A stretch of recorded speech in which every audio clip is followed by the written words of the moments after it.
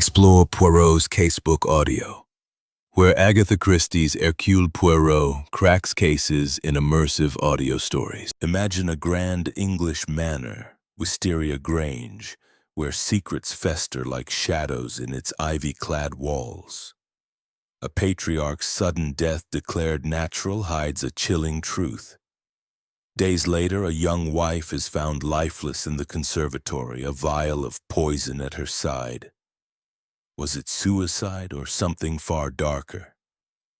Enter Hercule Poirot, the meticulous Belgian detective whose little gray cells unravel a web of lies, hidden scandals, and a mysterious sapphire brooch tied to a past betrayal. Who in this closed circle of suspects, each with motives steeped in greed, fear, and resentment, wields the hand of a murderer? As clues like a misplaced spoon, a whiff of lavender, and a burned letter emerge, one question haunts. Who will Poirot's logic expose before another life is lost? Chapter 1. The Gathering at Wisteria Grange. In the late autumn of 1928, the air around Wisteria Grange carried a peculiar chill, as though the very stones of the ancient manor house exhaled secrets. The estate, nestled in the heart of the Dorset countryside, stood as a monument to the fading grandeur of the Ashbourne family. Its ivy-clad walls, tall gables, and mullioned windows gleamed under the pale October sun. But an unspoken tension hung over the grounds like a mist. The occasion was somber. The funeral of Sir Reginald Ashbourne, patriarch of the family, who had passed away unexpectedly at the age of 62. His death, attributed to heart failure by the local physician, had drawn the family together for the reading of his will. An event that promised to stir old rivalries and uncover buried resentments. Captain Arthur Hastings, ever the loyal friend and chronicler of Hercule Poirot's exploits, had accompanied the detective to Wisteria Grange at the behest of an old acquaintance, Lady Margaret Ashbourne, Sir Reginald's widow. It was she who had written to Poirot, her letter tinged with an urgency that piqued the detective's curiosity. "Mon ami," Poirot had said to Hastings as they boarded the train from London, "there is something in the tone of Lady Margaret's words that suggests more than grief. There is fear, perhaps, or suspicion. We shall see." The train had deposited them at a small station where a chauffeur-driven Rolls-Royce awaited to carry them through winding lanes to the Grange. Hastings, gazing out at the rolling hills, remarked on the beauty of the countryside. Poirot, however, was less impressed. "It is orderly, yes," he said, adjusting his immaculate gloves. "But the English countryside, it lacks the symmetry of the mind. It is too wild, too untamed. I prefer the precision of the little gray cells." Upon their arrival, Wisteria Grange revealed itself as a sprawling estate, its gravel drive lined with ancient yews. The household was already assembled, a tableau of strained civility. Lady Margaret, a tall woman of 50 with sharp gray eyes and a composed demeanor, greeted them at the door. "Monsieur Poirot," she said, her voice low but steady. "I am grateful you've come. There is unease here. I cannot explain it, but I feel it." Poirot inclined his head, his mustache twitching slightly. "Madame, the unease. It is often the shadow of truth waiting to be uncovered. Permit me to observe, and we shall see what lies beneath." The drawing room where the family had gathered was a study in contrasts. Opulent yet faded, warm yet oppressive. Heavy velvet curtains framed tall windows, and a fire crackled in the grate, casting flickering shadows across the faces of the assembled. Hastings noted the cast of characters with his usual attentiveness, mentally cataloging their appearances and mannerisms for Poirot's later scrutiny. There was Edward Ashbourne, Sir Reginald's eldest son, a man in his late 30s with a brooding air and a habit of clenching his jaw when addressed. His wife, Clara, a striking woman with auburn hair and a nervous laugh, seemed perpetually on edge, her fingers twisting the fringe of her shawl. Next was Beatrice Ashbourne, Sir Reginald's younger sister, a spinster of sharp tongue and sharper wit, whose eyes darted about the room as though searching for something or someone to accuse. Then came young Philip Ashbourne, Sir Reginald's nephew, a charming but indolent man of 25 whose easy smile did little to mask a certain restlessness. Finally, there was Dr. Harold Vance, the family physician, a stout man with a kindly face but a curiously guarded expression, and Mrs. Evelyn Carver, the housekeeper, whose quiet efficiency belied a deep knowledge of the family's secrets. The reading of the will conducted by Mr. Bartholomew Trent, the family solicitor, was to take place that evening. As the group awaited the event, conversation turned to Sir Reginald's life and legacy. "A great man," Edward said stiffly, though his tone lacked warmth. "He built this family's fortune."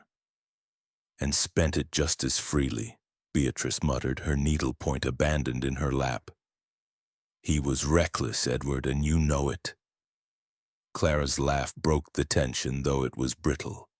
"Oh, Beatrice, must you always be so dour? Father was generous, that's all."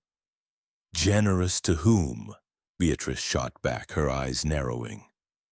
"Not to those who deserved it, I wager." Philip, lounging by the fireplace, raised a glass of sherry. "To Uncle Reginald," he said lightly. "May his secrets rest with him." The room fell silent, and Hastings felt a prickle of unease. Poirot, seated in a high-backed chair, observed the exchange with the keenness of a hawk.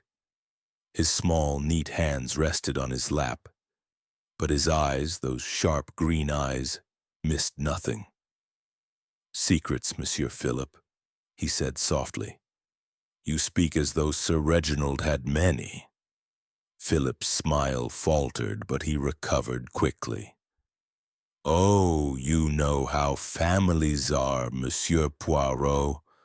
Always a bit of mystery." "Indeed," Poirot replied, his voice smooth as silk. "And mysteries, they have a way of demanding to be solved." The conversation was interrupted by the arrival of Mr. Trent, a thin man with a perpetually furrowed brow. He carried a leather folder which he placed on the mahogany table with a gravity that suggested its contents were more than mere legalities. "Shall we begin?" he asked, glancing at Lady Margaret. She nodded, her face pale but resolute. "Yes, Mr. Trent, let us hear what my husband wished." As the solicitor began to read, the room seemed to hold its breath. Sir Reginald's will was detailed and precise, as befitted a man of his meticulous nature. The bulk of his estate, Wisteria Grange, its lands, and a considerable fortune, was to be divided equally between Edward and Lady Margaret, with provisions for Beatrice and Philip. There were also bequests to loyal servants, including Mrs. Carver, and a surprising sum to Dr. Vance, in recognition of his steadfast care. But it was the final clause that caused a stir, a codicil added only a week before Sir Reginald's death, bequeathing a valuable sapphire brooch to an unnamed beneficiary to be revealed privately by Mr. Trent. Murmurs rippled through the room. Edward's face darkened, and Clara's hands stilled. Beatrice's lips pursed, and Philip's smile vanished entirely. Dr. Vance shifted uncomfortably while Mrs. Carver's eyes remained fixed on the floor. "Who is it, Trent?" Edward demanded. "Who gets the brooch?" Mr. Trent adjusted his spectacles. "I am not at liberty to disclose that now. Sir Reginald's instructions were clear. The beneficiary is to be informed in private after certain conditions are met." "Conditions?" Beatrice snapped. "What nonsense is this?" Poirot leaned forward, his expression one of polite curiosity. "Monsieur Trent, might one inquire what these conditions entail?" The solicitor hesitated, then shook his head. "I regret, Monsieur Poirot, that I am bound by my client's wishes. The matter is confidential." The room erupted in protests, but Poirot raised a hand, silencing them with a gesture as precise as a conductor's. "Patience, mes amis. All will be revealed in time. For now, let us mourn Sir Reginald and reflect on his legacy." That night, as the household retired, Hastings found himself unable to shake the sense that something was amiss. The will, the codicil, the uneasy glances, each was a thread in a tapestry of suspicion. He shared his thoughts with Poirot as they sat in the detective's room, a small but impeccably tidy space overlooking the gardens. "Poirot," Hastings said, pacing, "there's something odd about that codicil. Why keep it secret? And why now, so close to his death?" Poirot, sipping a tisane, smiled faintly. "You are perceptive, Hastings, but you must learn to see the pattern, not merely the threads. The codicil, it is a key, but to what lock? That is what we must discover. Do you suspect foul play?" Hastings asked, lowering his voice. Poirot's eyes gleamed. "I suspect, mon ami, that Sir Reginald's death was not as natural as it seems. The heart, it can be persuaded to fail, no? We shall observe, we shall listen, and we shall use the little gray cells. Tomorrow the truth will begin to emerge." As Hastings bid him good night, the wind howled outside, rattling the windows of Wisteria Grange. Somewhere in the house a clock struck midnight, its chimes echoing like a warning. Chapter 2. The Shadow of Death. The morning after the reading of Sir Reginald Ashbourne's will dawned grey and oppressive, the sky over Wisteria Grange heavy with the promise of rain. The household stirred uneasily, as though the weight of the previous evening's revelations lingered in the air. Captain Hastings, ever attuned to the moods of those around him, noted the strained silences at breakfast. The clink of porcelain and the murmur of polite requests for tea or toast did little to mask the undercurrent of tension. Hercule Poirot, however, appeared serene, his small frame immaculate in a perfectly tailored suit, his mustache waxed to a faultless point. He sipped his coffee with deliberate care, his eyes flitting from one face to another, cataloguing every gesture, every glance. It was mid-morning when the first crack appeared in the fragile veneer of civility.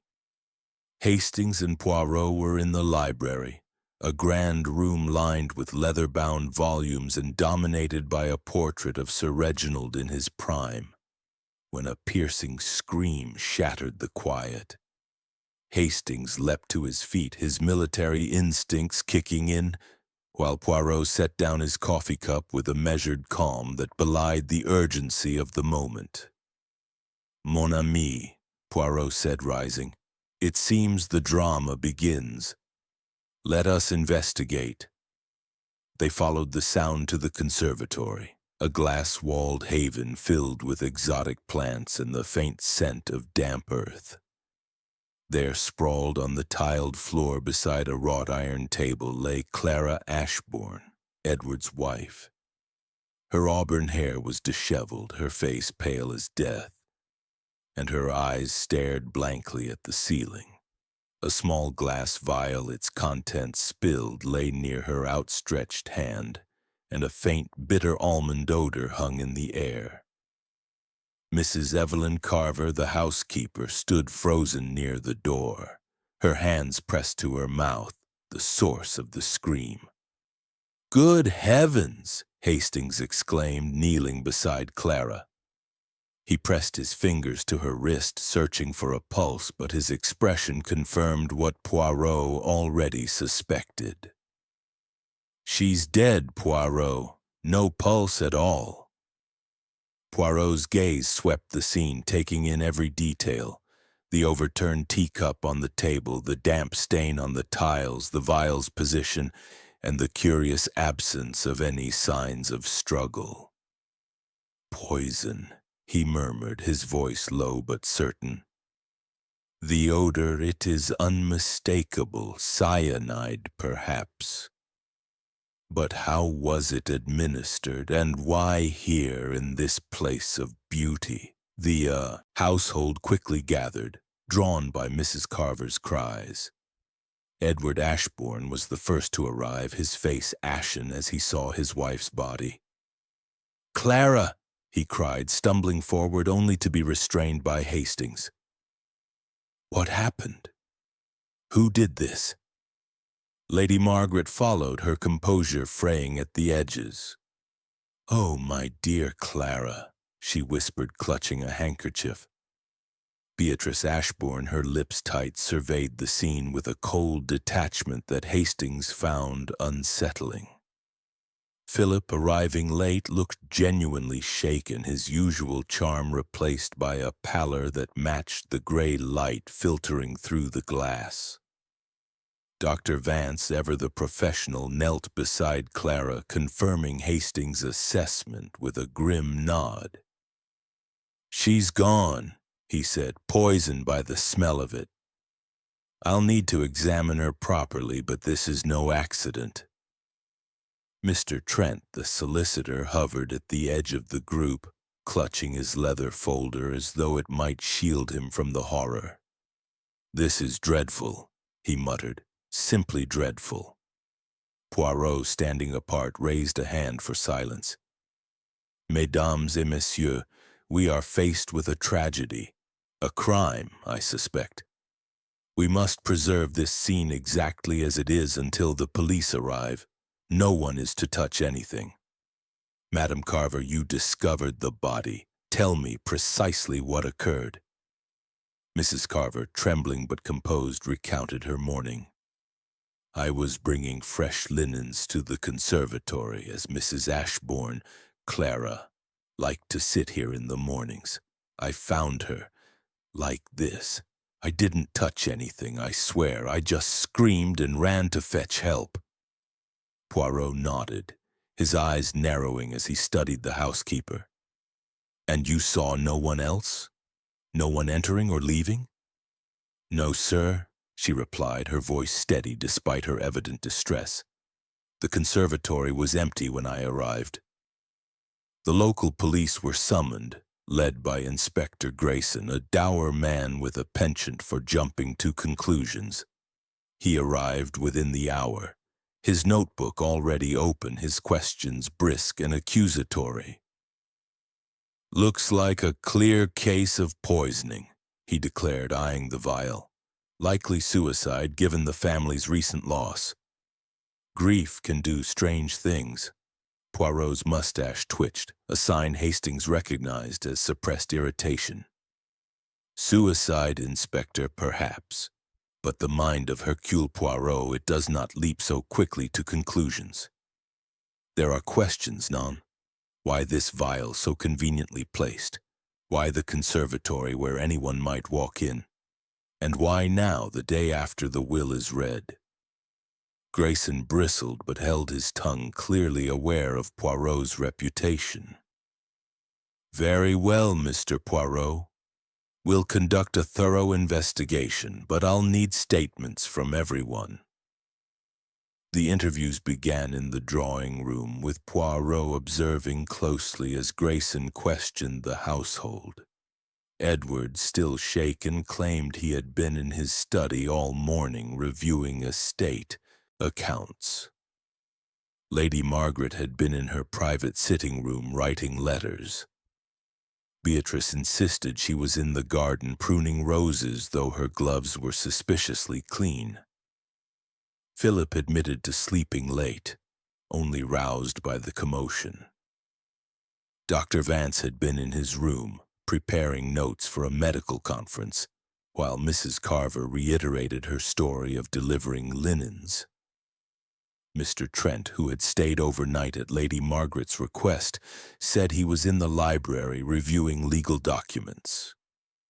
Each alibi was plausible, yet Poirot's expression grew more thoughtful with every account. "Hastings," he murmured as they stepped aside. "There is a rhythm to this tragedy, a pattern. The vial, the tea, the timing. It is all too neat, too theatrical. Someone wishes us to see what they have arranged, not what is true." "Do you think it's connected to Sir Reginald's death?" Hastings asked, his mind racing. Poirot's eyes gleamed. "It is possible, mon ami. The codicil, the brooch, the sudden death of Madame Clara. It is as if the threads of a tapestry are being pulled one by one. We must find the hand that pulls them." As the police cordoned off the conservatory, Poirot conducted his own examination, his movements precise and deliberate. He noted the teacup's position, the angle of Clara's body, the exact placement of the vial. "Curious," he said, pointing to a small smudge on the glass table. "A fingerprint, perhaps, or a trace of something else. And this tea. Why is it cold when Madame Carver says Clara was here only moments before?" Hastings frowned. "You think someone tampered with it?" "I think, Hastings, that nothing in this house is as it seems. The little gray cells, they are already at work." The day wore on, the household retreating into uneasy silence. Inspector Grayson, convinced of suicide, focused on Clara's state of mind, questioning her recent behavior. Edward admitted she had been anxious since Sir Reginald's death, but he attributed it to grief. Beatrice, however, hinted at deeper troubles. "Clara was always flighty," she said sharply. "She and Edward argued often, about money, about the estate. She wasn't herself lately." Poirot, listening, made no comment but filed away every word. As evening fell, he and Hastings retired to the library, where Poirot paced slowly before the fireplace. "The death of Madame Clara," he said. "It is not the end of the mystery, but the beginning. Someone in this house has a secret worth killing for. Tomorrow we shall begin to unravel it." Outside, the rain finally broke, drumming against the windows of Wisteria Grange. Hastings shivered, not from the cold but from the certainty that the house held more secrets and more dangers than even Poirot could yet imagine. Chapter 3. The Arrival of Hercule Poirot. The rain that had begun the previous evening continued to lash Wisteria Grange, shrouding the estate in a gray veil that seemed to mirror the mood of its inhabitants. By mid-morning, the household was restless, confined indoors by the unrelenting downpour. The conservatory remained sealed, its glass walls streaked with water, a silent reminder of Clara Ashbourne's tragic end. Inspector Grayson and his men had departed temporarily, leaving behind a constable to guard the scene, but their absence did little to ease the tension. It was in this atmosphere of unease that Hercule Poirot began his work in earnest, his presence a quiet but undeniable force within the manor. Captain Hastings, ever the faithful companion, found Poirot in the drawing-room, seated in a high-backed chair with a notebook in hand. His small, precise hands moved with deliberation as he jotted down observations, his mustache quivering slightly as he murmured to himself. "Mon ami," he said, looking up as Hastings entered, "you are just in time. The mind of Hercule Poirot is beginning to arrange the pieces of this puzzle. But first we must gather more facts, more truths, more contradictions." Hastings, still shaken by the sight of Clara's lifeless form, settled into a chair opposite. "I say, Poirot, this is a grim business. First Sir Reginald, now Clara. Do you really think they're connected?" Poirot's green eyes gleamed with a quiet intensity. "Connected, Hastings? Oh, oui, most certainly. The death of Sir Reginald, it was the spark. The death of Madame Clara, it is the flame. But what fuels this fire? That is what we must discover. Come, let us begin with the interviews. The human heart. It reveals much when pressed gently but firmly." Poirot's method was as meticulous as ever. He requested that each member of the household meet him individually in the library, a room that offered both privacy and an air of authority. Hastings noted the detective's choice of setting. The towering bookshelves, the heavy oak desk, and the portrait of Sir Reginald glaring down from above the fireplace created an atmosphere conducive to truth, or at the very least, to discomfort. The first to be summoned was Lady Margaret Ashbourne. She entered with the grace of a woman accustomed to command, though her gray eyes betrayed a flicker of anxiety. Poirot greeted her with a courteous bow. "Madame, I thank you for your time.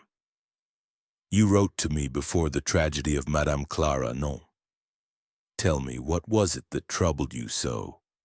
Lady Margaret hesitated, her fingers smoothing the folds of her black mourning dress. "I hardly know how to explain it, Monsieur Poirot.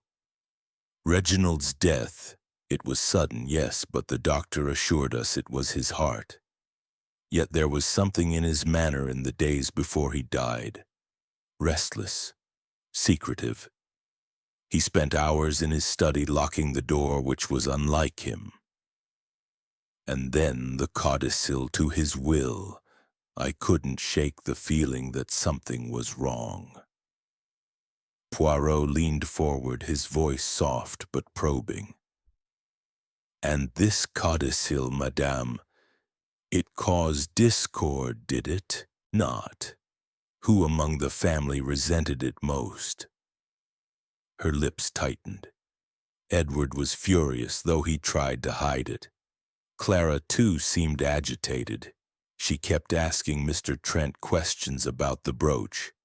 Beatrice thought it all nonsense, but she's always been bitter about Reginald's decisions. As for Philip, she trailed off, her expression clouding. "He laughed it off, but I know my nephew. His laughter hides much." Poirot nodded, jotting a note in his book. "And you, madam, what did you make of this mysterious beneficiary?" "I don't know," she admitted, her voice barely above a whisper. "But I fear it has something to do with Clara's death." Next came Edward Ashbourne, his jaw set and his eyes red-rimmed from grief or lack of sleep. Poirot's questions were gentle but relentless, focusing on Edward's relationship with Clara and his father. "She was my world," Edward said hoarsely. "But we had our troubles, money mostly. Father's spending left the estate in a precarious state, and Clara, she wanted things we couldn't afford." "And the codicil?" Poirot asked, his tone neutral. "It angered you, perhaps." Edward's fists clenched. "Of course it did. That brooch is worth a fortune. Why give it to some unknown person? But I didn't kill my wife, if that's what you're implying." Poirot raised a placating hand.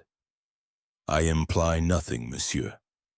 I seek only the truth." Beatrice Ashbourne was less cooperative, her sharp tongue cutting through Poirot's polite inquiries. "This is all absurd," she declared, her needlepoint lying forgotten in her lap. Clara was a silly creature, always meddling in things that didn't concern her. If she took poison, it was her own doing. As for Reginald, he was a fool to add that codicil. He knew it would stir trouble. Poirot's eyes narrowed. "You disapproved of your brother's decisions, mademoiselle?" "Always," she snapped. "He squandered our legacy, and now we're left picking up the pieces." Philip Ashbourne, by contrast, was all charm, though his easy smile seemed strained. "I don't know what you want from me, Monsieur Poirot," he said, lounging in his chair. "I was fond of Clara. She was a good sort. As for Uncle Reginald, he was complicated. That codicil was just like him, stirring the pot even after he was gone." "And your alibi, Monsieur Philippe?" Poirot asked. "You were asleep when Madame Clara was found." Philip shrugged. "Dead to the world, I'm not an early riser." Dr. Vance, the family physician, was more reserved, his answers measured but tinged with unease. He confirmed that Sir Reginald's death was consistent with heart failure, though he admitted to being puzzled by its suddenness. "As for Clara," he said, "the cyanide was likely in the tea. It acts quickly, within minutes." Poirot's mustache twitched. "And you, doctor, you were in your room all morning?" "Yes," Vance replied, though his eyes darted briefly to the side. "Preparing for a conference." Mrs. Carver, the housekeeper, reiterated her story, her hands clasped tightly as she spoke. "I saw nothing out of the ordinary, sir," she said. "Mrs. Ashbourne was alone when I found her." Finally, Mr. Trent, the solicitor, was questioned. He was evasive about the codicil, insisting that Sir Reginald's instructions were explicit. "I cannot reveal the beneficiary yet," he said, adjusting his spectacles. "Not until the conditions are met." Poirot's smile was enigmatic. "Conditions, Monsieur Trent? They intrigue me, but we shall return to that." As the interviews concluded, Poirot and Hastings retreated to the library to confer. "What do you make of it, Poirot?" Hastings asked, pacing. "Everyone has an alibi, but none of them feels solid. And that codicil, it's at the heart of this, isn't it?" Poirot tapped his notebook with a manicured finger. "The codicil, oui, it is the key. But it is not the only one. The tea, the vial, the smudge on the table. These are the threads of the tapestry, and then there is the timing. Why was Madame Clara killed now so soon after Sir Reginald's death? It suggests a plan, a purpose. Do you suspect poison was used for Sir Reginald too?" Hastings asked, his voice low. Poirot's eyes gleamed. "It is possible, Hastings. The heart, it can be persuaded to fail, as I said. But we need evidence, proof that the little gray cells can assemble into a picture of truth." As they spoke, a knock at the door interrupted them. It was Mrs. Carver, her face pale. "Monsieur Poirot," she said, her voice trembling. "I've just remembered something. When I entered the conservatory, there was a faint smell, not just the cyanide, but something else, like lavender." Poirot's expression sharpened. "Lavender, madam. You are certain?" She nodded. "I didn't think much of it at the time, but now—" "Merci, Madame Carver," Poirot said, dismissing her gently. To Hastings he added, "Lavender, mon ami. A small detail, but significant. It is a clue, perhaps, to the hand that wove this tragedy." The rain continued to fall, and Wisteria Grange seemed to close in around them, its secrets lurking in every shadow. Poirot, undaunted, began to hum softly, a sign that his mind was at work, piecing together the fragments of a mystery that was only just beginning to unfold. Chapter 4. The questions deepen. The rain had settled into a steady drizzle by the afternoon, casting Wisteria Grange in a muted, melancholic light. The conservatory, still cordoned off by Inspector Grayson's orders, stood as a silent accusation, its glass walls fogged with condensation. Inside the manor, the air was thick with suspicion, and the household moved with the cautious tread of those who know they are being watched. Hercule Poirot, however, was in his element, his small, precise figure a beacon of calm amid the storm of emotions. His interviews the previous day had laid the groundwork, and now he sought to probe deeper, to uncover the contradictions that lurked beneath the polished alibis and practiced grief. Captain Hastings, ever at Poirot's side, found the detective in the morning room, a cozy space overlooking the sodden gardens. Poirot was examining a small object, a silver teaspoon, its handle engraved with the Ashbourne crest. "Curious, Hastings," he murmured, holding it to the light. "This was found in the conservatory near Madame Clara's body. It is not the spoon from her teacup, yet it was there. Why?" Hastings frowned, his mind struggling to keep pace. Perhaps someone else was in the conservatory, a servant maybe cleaning up. Poirot's mustache twitched with a faint smile. A servant, perhaps. Or perhaps not. The little gray cells, they whisper that this spoon is a clue, a small one but significant. We shall see. Their conversation was interrupted by the arrival of Inspector Grayson, who entered with a brisk nod. "Mr. Poirot, Captain Hastings," he said, his tone clipped. "We've had the preliminary report from the coroner. Cyanide as suspected in Clara Ashbourne's tea. No fingerprints on the vial, which is odd. Someone was careful. I'm leaning towards suicide, but I'll admit your doubts have me second-guessing." Poirot inclined his head. "You are wise to question, Inspector. The absence of fingerprints, it is deliberate, non? Suicide is possible, but the mind of Hercule Poirot suspects a more intricate design. Tell me, have you examined the tea service itself?" Grayson blinked. "The tea service. Well, we noted the cup was overturned and the pot was cold. Not much else." "Cold," Poirot repeated, his eyes narrowing. "Yet Madame Carver said Clara was in the conservatory only moments before. The tea, it should have been warm.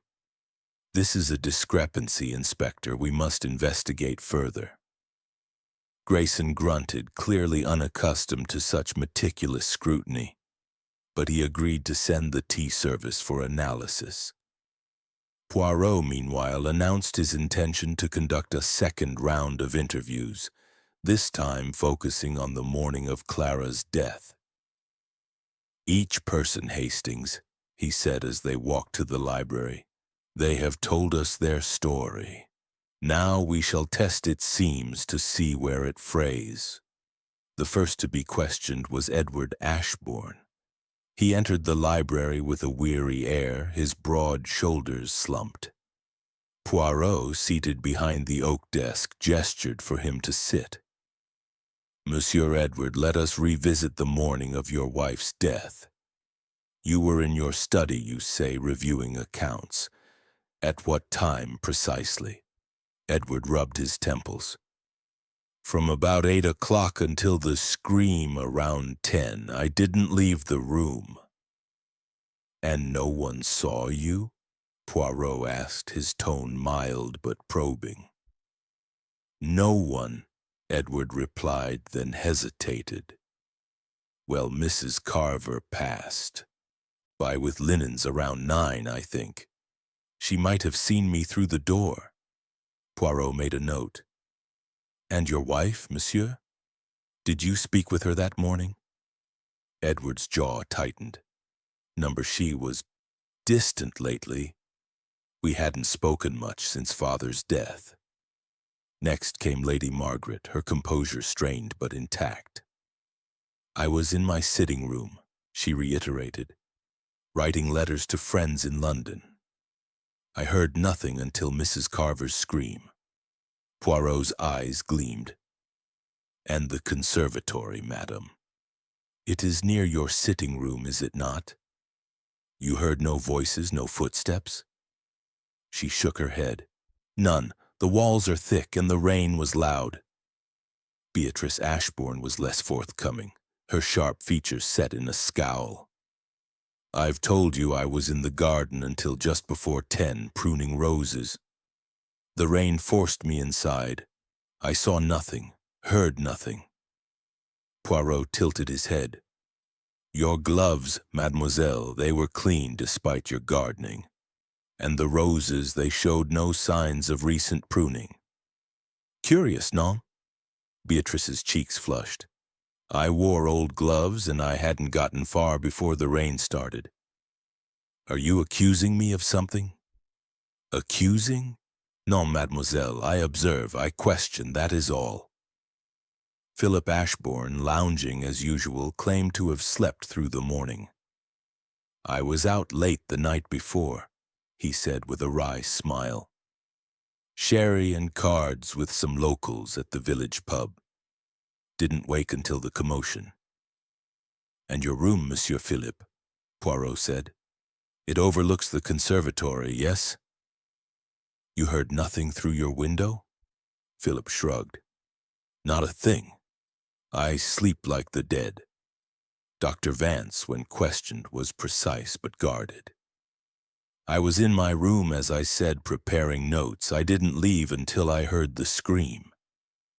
Poirot leaned forward. And as a physician, monsieur, you are familiar with cyanide, no? Its effects, its administration? Vance's eyes flickered. Of course, it's a common poison, though rare in practice. Fast-acting, deadly in small doses. And its smell? Poirot pressed. Like bitter almonds, perhaps? Or lavender? Vance frowned. Lavender? No, cyanide smells like almonds. I noticed no lavender in the conservatory. Mrs. Carver, summoned last, was visibly shaken. I've told you everything, sir, she said, twisting her apron. I brought the linens, saw Mrs. Ashbourne, and screamed. That's all. And the lavender, Madame Carver, Poirot said softly. You are certain of it? She nodded, her eyes wide. Yes, sir, faint, but there. I don't know why I didn't mention it sooner. As the interviews concluded, Poirot and Hastings retired to the morning room to discuss. They all lie, Hastings, Poirot said, pacing slowly.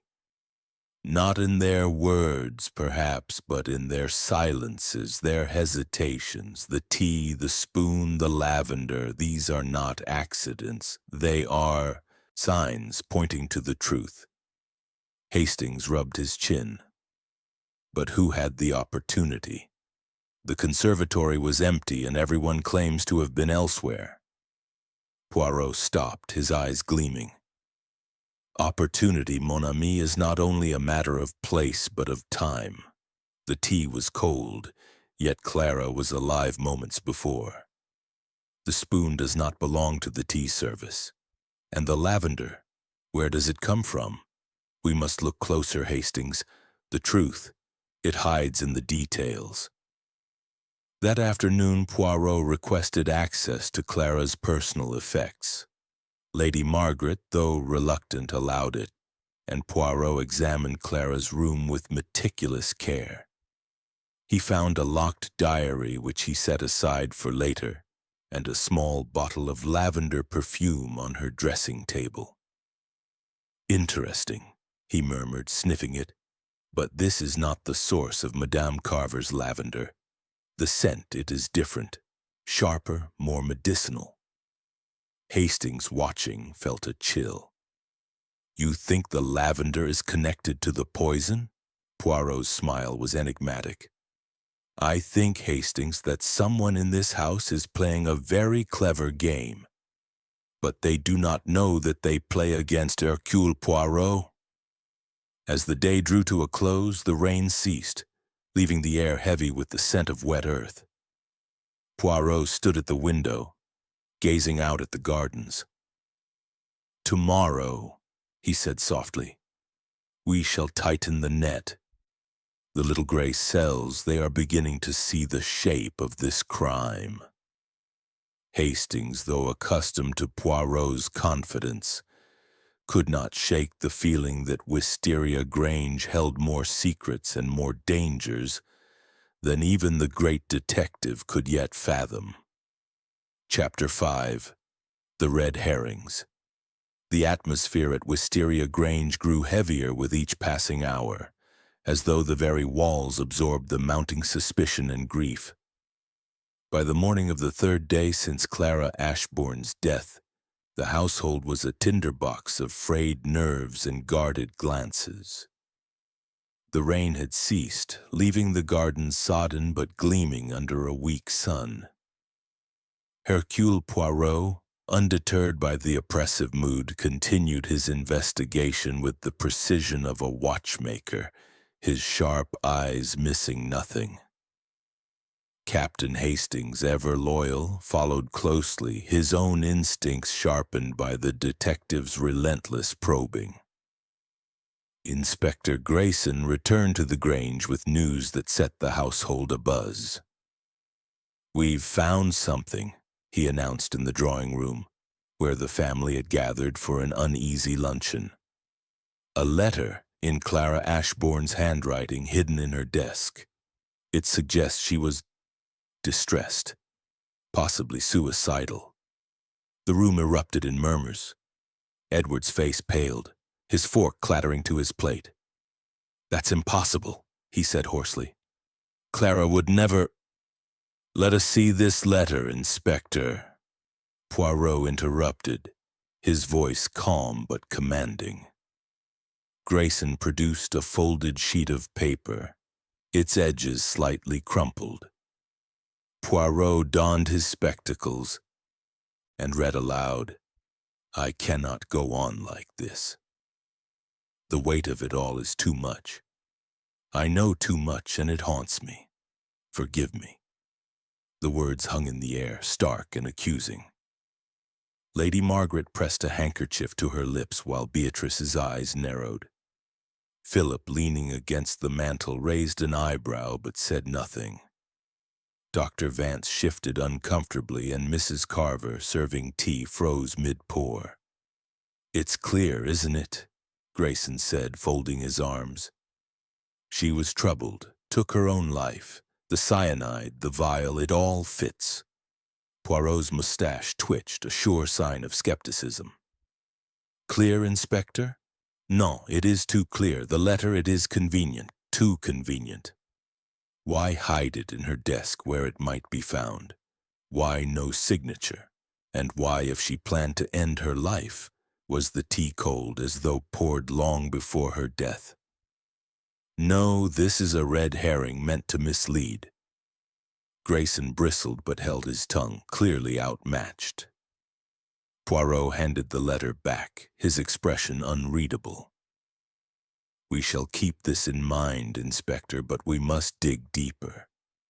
The truth, it is not so obliging as to reveal itself in a single note." After lunch, Poirot requested a private meeting with Hastings in the library. "Mon ami," he said, pacing before the fireplace. "This letter is a fabrication, I am certain. The handwriting, it may be Clara's, but the tone, it lacks her spirit. Clara Ashbourne was nervous, yes, but not despairing. Someone wishes us to believe otherwise." Hastings frowned, his mind racing. "But who would forge such a thing? And why?" Poirot's eyes gleamed. "To divert suspicion, Hastings. To make us look away from the true crime. The letter points to suicide, but the clues, the cold tea, the misplaced spoon, the lavender, They point to murder. We must find the hand that placed these distractions. Determined to unravel the web of deceit, Poirot turned his attention to the conservatory once more. With Grayson's permission, he and Hastings re-entered the sealed room, now cleared of Clara's body but preserved as it was. Poirot moved with deliberate care, his small hands tracing the edges of the glass table, the rim of the teapot, the overturned cup. He paused at the spot where the silver spoon had been found, his brow furrowing. "This spoon," he said, holding it up, "it does not belong to the tea service. I have confirmed with Mrs. Carver. The set is complete without it. So why is it here? And the lavender Madame Carver smelled. What is its source?" Hastings, peering at the spoon, noticed a faint scratch on its handle. "Look, Poirot. There's a mark here. Could it be initials?" Poirot examined it closely. Perhaps. Or perhaps a mark of wear from a ring or a tool. We shall keep it in mind. Their inspection was interrupted by a commotion in the hall. Raised voices drew them to the drawing room where Beatrice and Philip were locked in a heated exchange. "You're a leech, Philip," Beatrice snapped, her needlepoint abandoned. "Always scheming, always taking. If anyone had reason to want Clara out of the way, it's you." Philip's smile was tight. "Careful, Aunt Beatrice. Accusations like that could turn on you. You weren't exactly fond of Clara, were you?" Poirot stepped forward, his presence silencing them. "Mademoiselle, monsieur, this quarreling, it achieves nothing. Tell me, what is the source of this animosity?" Beatrice's lips pursed. "Philip's been borrowing money from the estate for years, living off Reginald's generosity. Clara knew it, and she wasn't shy about saying so." Philip's eyes flashed. "And you, Aunt, with your endless complaints about Uncle's spending? You hated Clara for her extravagance, didn't you?" Poirot raised a hand. "Enough. You both have motives, as do others. But motives alone do not make a murderer. Evidence, mes amis. That is what we seek." The confrontation left Hastings uneasy, but Poirot seemed invigorated. "They accuse each other," he said to Hastings as they returned to the library, "and in doing so, they reveal much. Beatrice's bitterness, Philip's defensiveness. These are threads in the tapestry. But we must look beyond the obvious." That afternoon, Poirot requested a meeting with Dr. Vance, whose medical expertise made him a key figure in the investigation. The doctor entered the library with a cautious air, his kindly face shadowed by fatigue.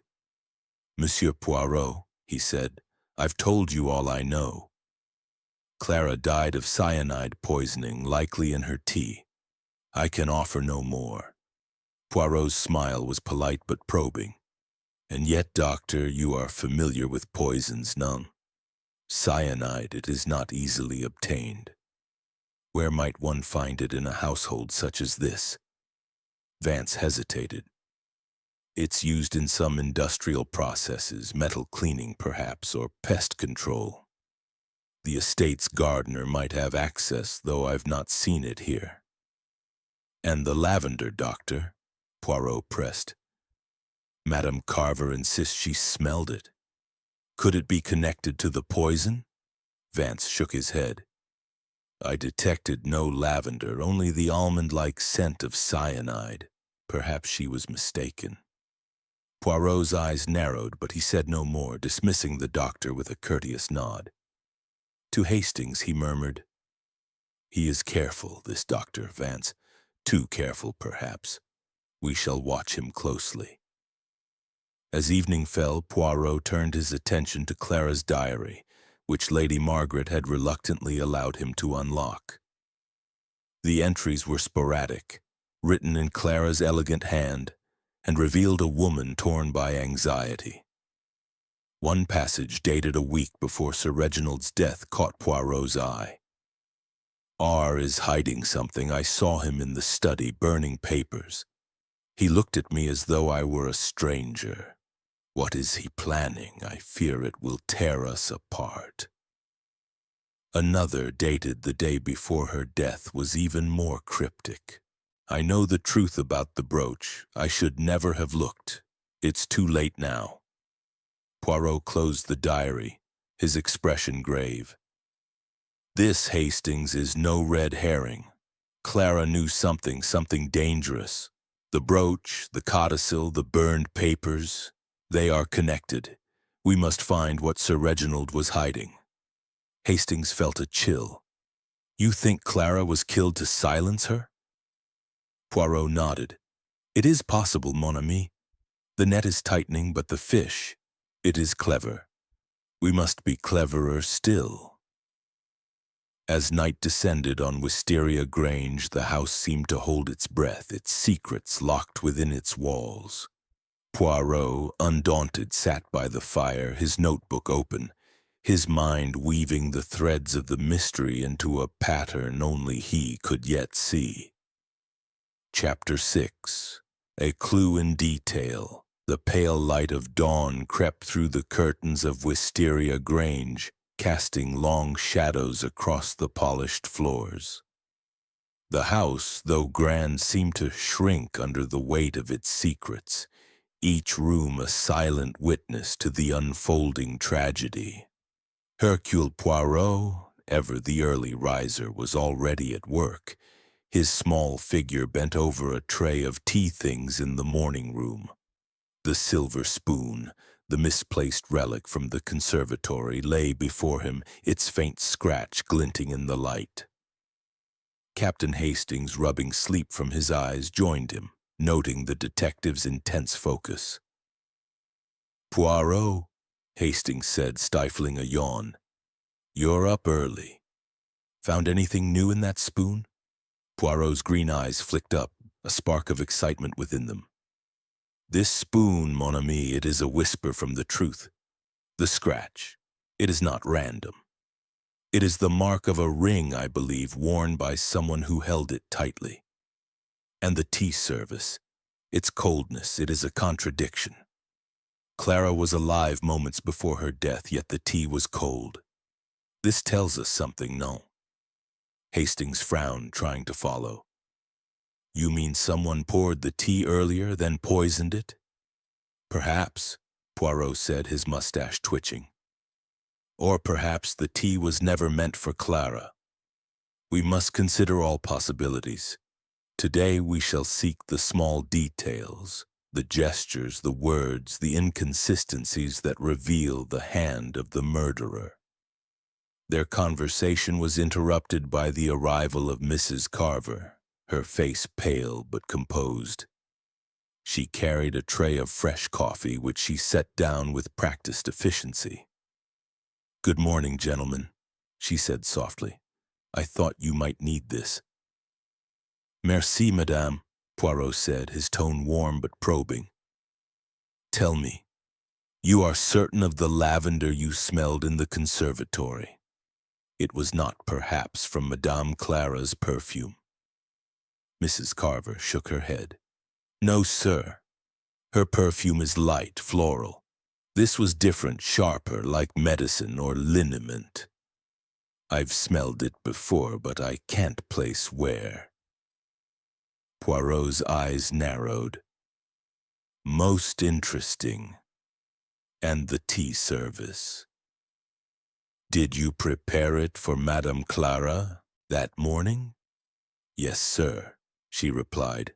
"I brought it to the conservatory at 9:30, as she liked her morning tea there. The pot was hot when I left it." Poirot made a note. "And you saw no one else? No one near the conservatory?" "No, sir," she said, though her hands twisted her apron. "It was quiet." As she left, Poirot turned to Hastings.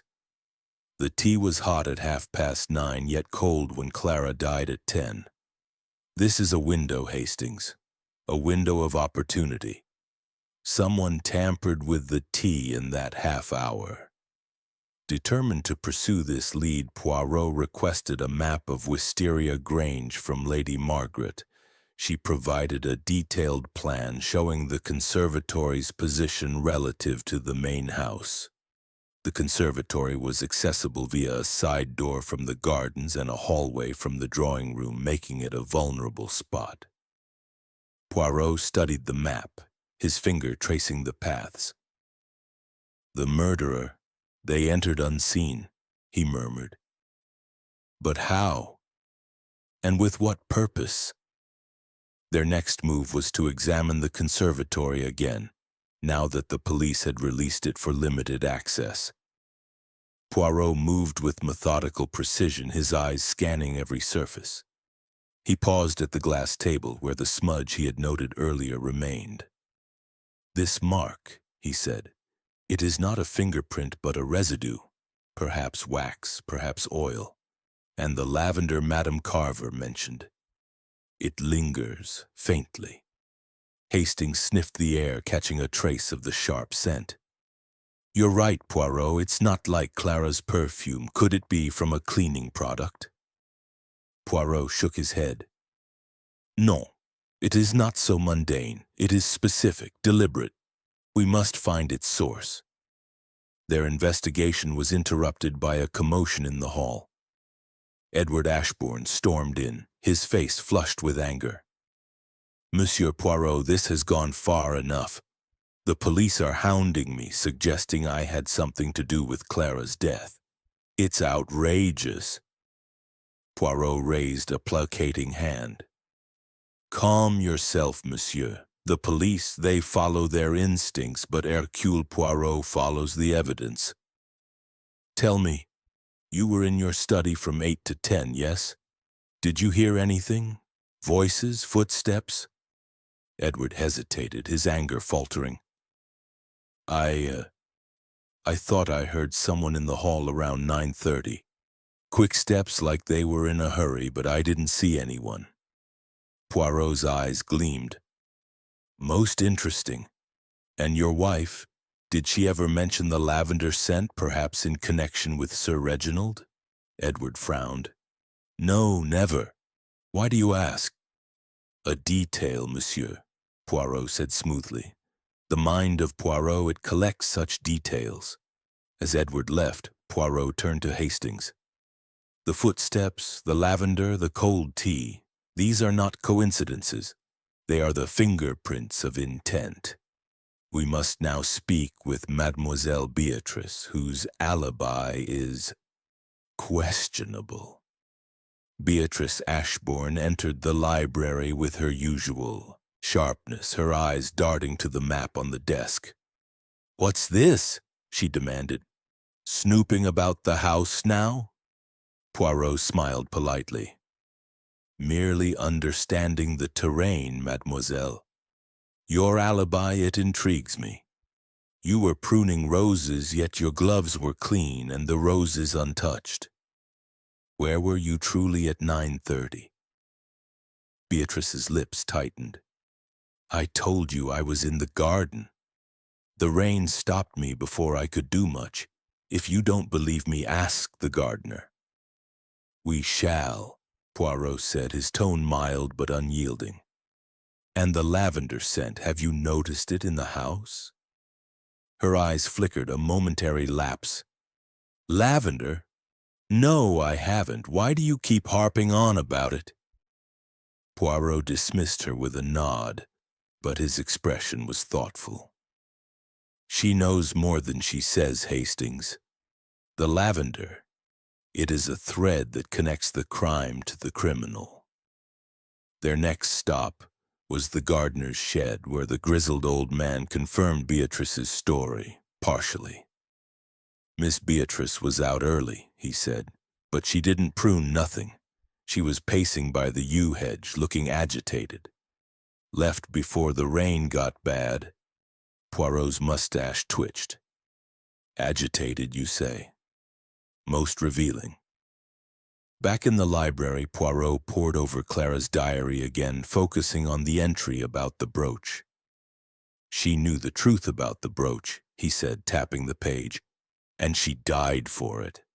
The lavender, the spoon, the footsteps, these are the clues that will lead us to her killer.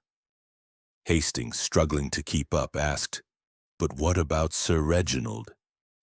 Do you still think his death is connected?" Poirot's eyes darkened. "Oui, Hastings. The codicil, the brooch, the burned papers, these are not separate mysteries, but parts of one. Sir Reginald's death was the prelude. Clara's is the crescendo. We must find the lavender's source. It is the key to unlocking this tragedy."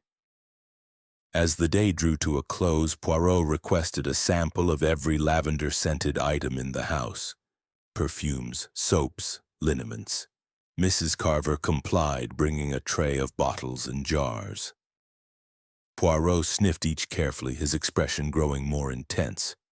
One bottle, a small vial labeled Dr. Vance's liniment, caught his attention. "This," he said, holding it up, "is the lavender we seek. Sharp, medicinal, not like Madame Clara's perfume, and it belongs to the good doctor." Hastings gasped. "You think Vance poisoned her?" Poirot's smile was enigmatic. "I think, mon ami, that we have found a piece of the puzzle. But the picture, it is not yet complete. Tomorrow we shall press harder. The truth, it is close." Outside, the sun dipped below the horizon, casting Wisteria Grange into shadow. The house seemed to watch, its secrets coiled tightly, waiting for Poirot's little gray cells to unravel them. Chapter 7. More Lies. Surface. The air at Wisteria Grange grew denser with each passing day as, though the house itself conspired to guard its secrets. By the fourth morning since Clara Ashbourne's death, the drizzle had returned, cloaking the estate in a fine mist that mirrored the fog of deceit surrounding the investigation. Hercule Poirot, undeterred by the gloom, was in high spirits, his sharp mind weaving together the threads of evidence, the cold tea, the misplaced spoon, the lavender liniment, and Clara's cryptic diary entries. Captain Hastings, ever the loyal observer, sensed that Poirot was closing in on a critical revelation, though the detective's precise thoughts remained, as always, just out of reach. In the library, Poirot sat at the oak desk, the vial of Dr. Vance's lavender-scented liniment before him. He held it to the light, his green eyes narrowing. "This liniment, Hastings," he said, "it is no mere medicine. It is a clue, a bridge between the conservatory and the hand that poured the poison. But we must tread carefully. The truth, it is like a delicate flower. It must be coaxed, not crushed." Hastings, pacing by the fireplace, frowned. "You suspect Dr. Vance, don't you? That liniment was in his possession, and he's been evasive about the lavender." Poirot's mustache twitched. "Suspect? Non, mon ami, I do not suspect, I observe. Dr. Vance is a piece of the puzzle, but whether he is the frame or the picture, that remains to be seen. Today we shall stir the waters and see what secrets rise to the surface." Their first task was to confront Dr. Vance about the liniment. Poirot requested his presence in the library, and the physician arrived with a guarded expression, his kindly demeanor strained. "Monsieur Poirot," he said, settling into a chair, "I understand you've been examining my liniment. It's a simple remedy for joint pain, hardly sinister." Poirot's smile was polite but unyielding. "Simple, perhaps, doctor, but significant. Madame Carver smelled lavender in the conservatory, a scent matching your liniment. Can you explain how it came to be there near Madame Clara's body?" Vance's face paled slightly, but he maintained his composure. "I can't. I keep the liniment in my medical bag in my room. I haven't used it in the conservatory, and I certainly didn't leave it there. And yet, Poirot pressed, the scent was present. Tell me, doctor, have you shared this liniment with anyone in the household? Or perhaps someone borrowed it? Vance hesitated, his fingers drumming on the armrest. It's possible, I suppose. My bag is often left in the hall when I make house calls. Anyone could have taken it. Poirot made a note, his expression unreadable. Most interesting. And Sir Reginald's death, you were his physician. Was there ever a question of poison, perhaps cyanide in his case? Vance's eyes widened. Cyanide? No. His heart gave out. I examined him myself. There was no sign of foul play. Merci, doctor, Poirot said, dismissing him. As Vance left, Poirot turned to Hastings. He is nervous, Hastings. The liniment, it unsettles him. But is it guilt or merely fear of suspicion? We shall see. The investigation took a new turn when Poirot requested a meeting with Mr. Trent, the solicitor, to discuss the mysterious codicil. Trent arrived, clutching his leather folder, his brow furrowed as always. Monsieur Poirot, he said, I've told you the codicil's beneficiary is confidential. Sir Reginald was adamant. Poirot leaned forward, his voice soft but insistent. And yet, Monsieur Trent, a woman is dead, and the codicil is at the heart of this tragedy. Clara knew something about the brooch. Her diary confirms it. Tell me, what are these conditions you mentioned? What must be done before the beneficiary is revealed? Trent shifted uncomfortably. I can only say that Sir Reginald required a certain document to be presented. Without it, the brooch remains in trust. I cannot divulge more. Poirot's eyes gleamed. A document, you say? Burned, perhaps, as Madame Clara wrote in her diary? Or still hidden, waiting to be found? Trent's face betrayed a flicker of alarm, but he said nothing, excusing himself with a curt nod. Hastings, watching, felt a surge of excitement. Poirot, you're on to something. The burned papers, the codicil, the brooch, they're all linked, aren't they?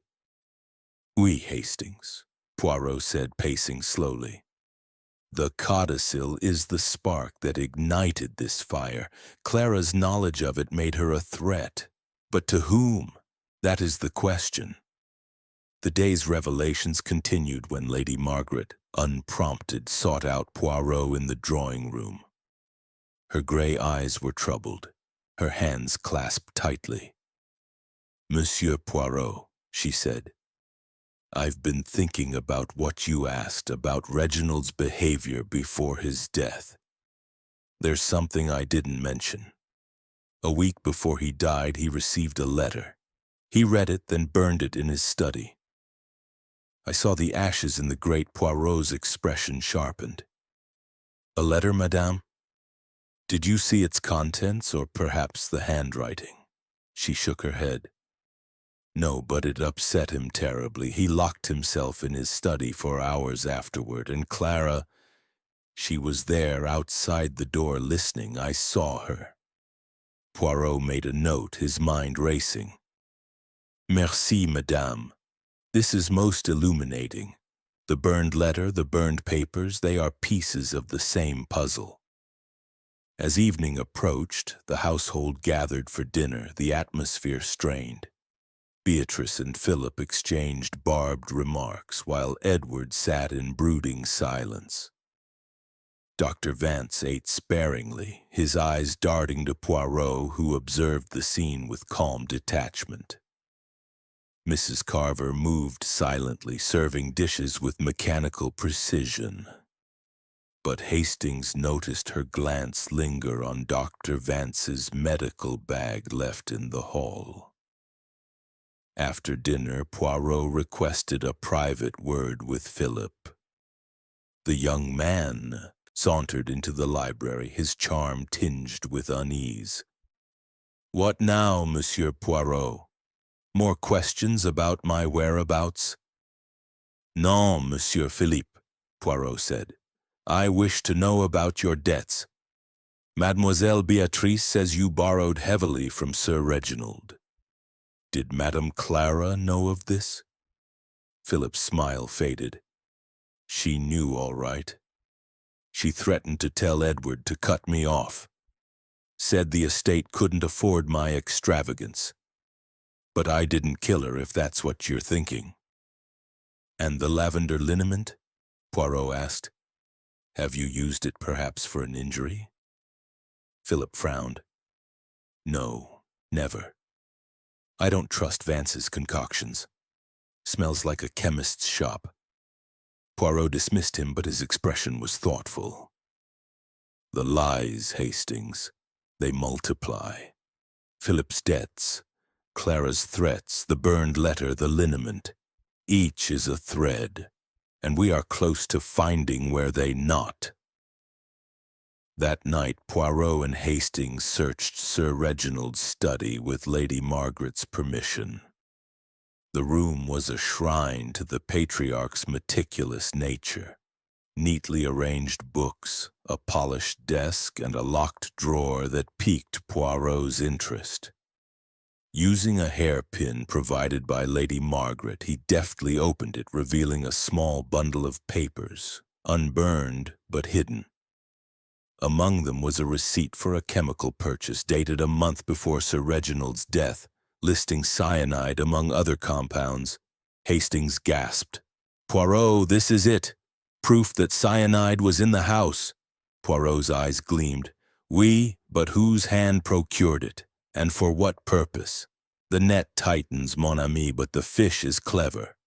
Tomorrow we shall cast it wider." As they retired, the house creaked under the weight of its secrets, and Hastings felt a chill.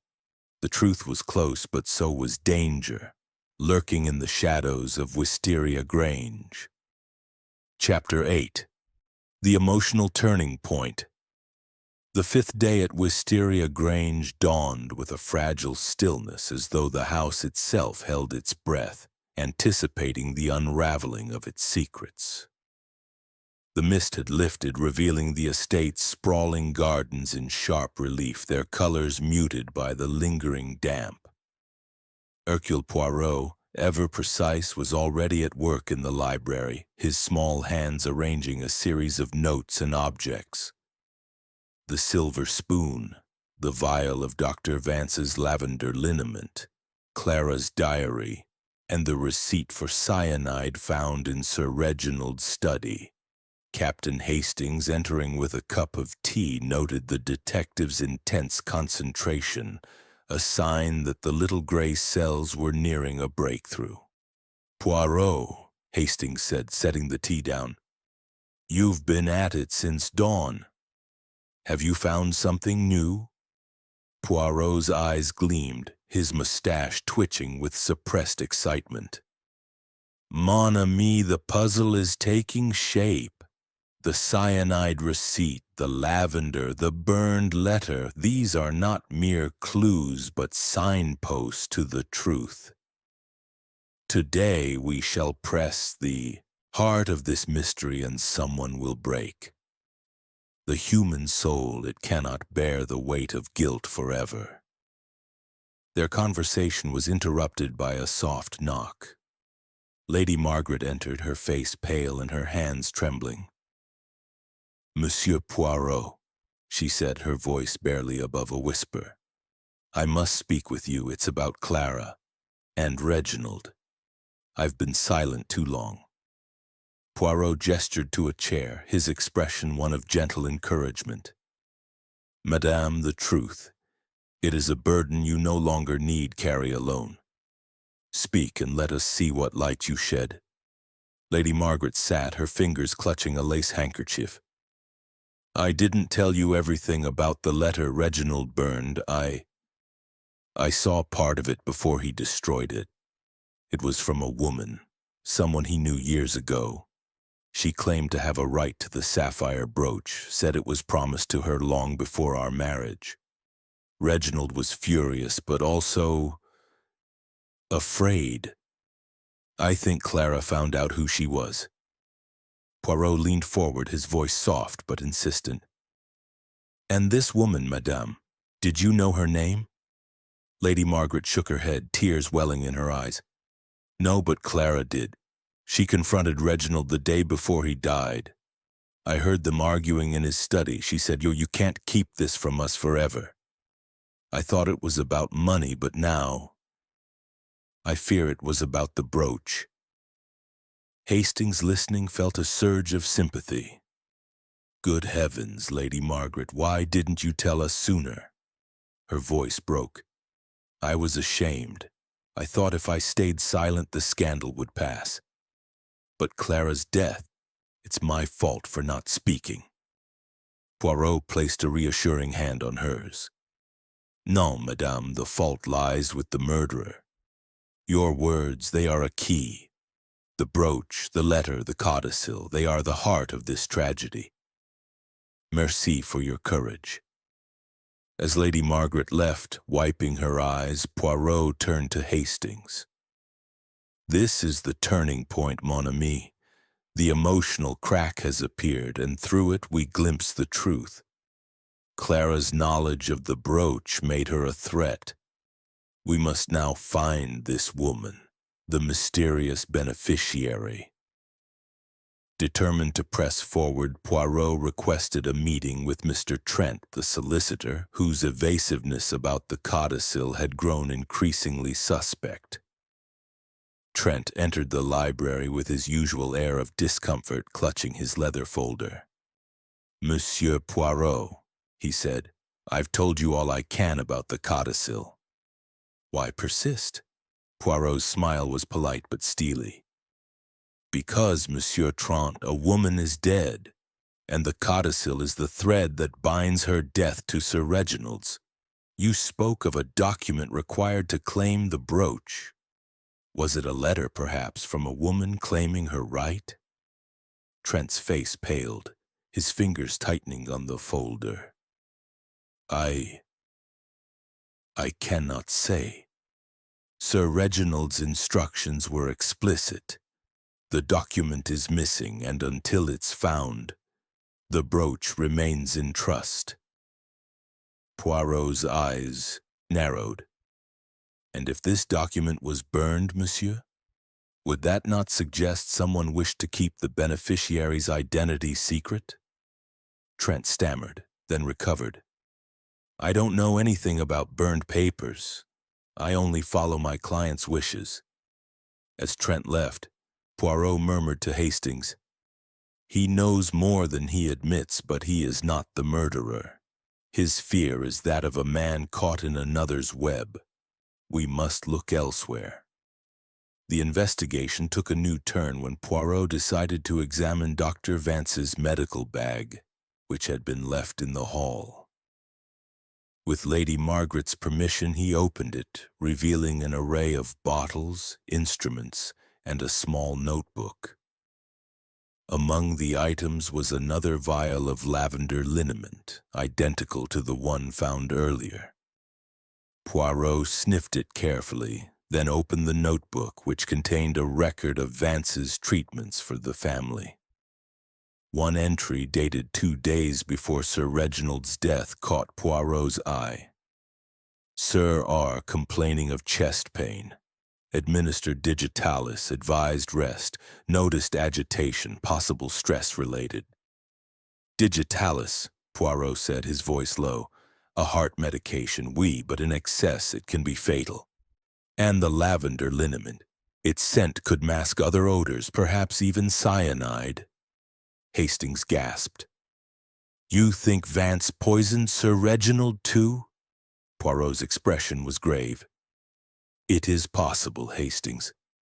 The receipt for cyanide, the liniment, the convenient heart failure, all point to a pattern, but we need proof, not suspicion. Their conversation was interrupted by a sudden outburst in the drawing room. Rushing to the scene, they found Beatrice Ashbourne in a state of distress, her sharp composure shattered. She stood before Philip, her hands trembling with rage. "You knew about the brooch, didn't you?" she cried. "You and Clara were scheming together, digging into Reginald's past." Philip's face was pale, but his voice was steady. "You're unhinged, Aunt Beatrice. I had nothing to do with Clara's schemes. If anyone was digging, it was her alone." Poirot stepped forward, his presence calming the storm. "Mademoiselle, monsieur, what is this talk of scheming?" Beatrice's eyes blazed. "I overheard Clara talking to Philip last week in the garden. She said she'd found proof about the brooch, something that would change everything. I thought it was nonsense, but now she's dead." Philip's jaw tightened. "She was curious, that's all. She asked me about Uncle's old letters, but I didn't know anything." Poirot's gaze was piercing. "And yet, Monsieur Philip, you did not mention this before. Why?" Philip shrugged, his charm faltering. "It didn't seem important. She was always poking around, asking questions." As the confrontation dissolved, Poirot pulled Hastings aside. "The crack widens, Hastings. Beatrice's outburst, Lady Margaret's confession. These are the moments when the truth begins to spill. Clara was searching for the brooch's secret, and someone silenced her for it." That evening, Poirot requested a private word with Mrs. Carver, whose quiet efficiency had begun to seem more calculated than servile. In the library, she stood rigidly, her hands clasped. "Madame," Poirot said, "you have been most helpful, but I sense you know more than you say. The lavender liniment. Have you seen it used by anyone other than Dr. Vance?" Mrs. Carver hesitated, then nodded. "Once, sir. I saw Miss Beatrice with a bottle like it in her room a few weeks ago. She said it was for her rheumatism, but I thought it odd. She's never complained of joint pain before." Poirot's eyes gleamed. "Most revealing, madame. And Sir Reginald? Did you ever see him with such a bottle?" She shook her head. "No, sir, but he was particular about his medicines. Always took them himself, never let anyone else handle them." As Mrs. Carver left, Poirot turned to Hastings.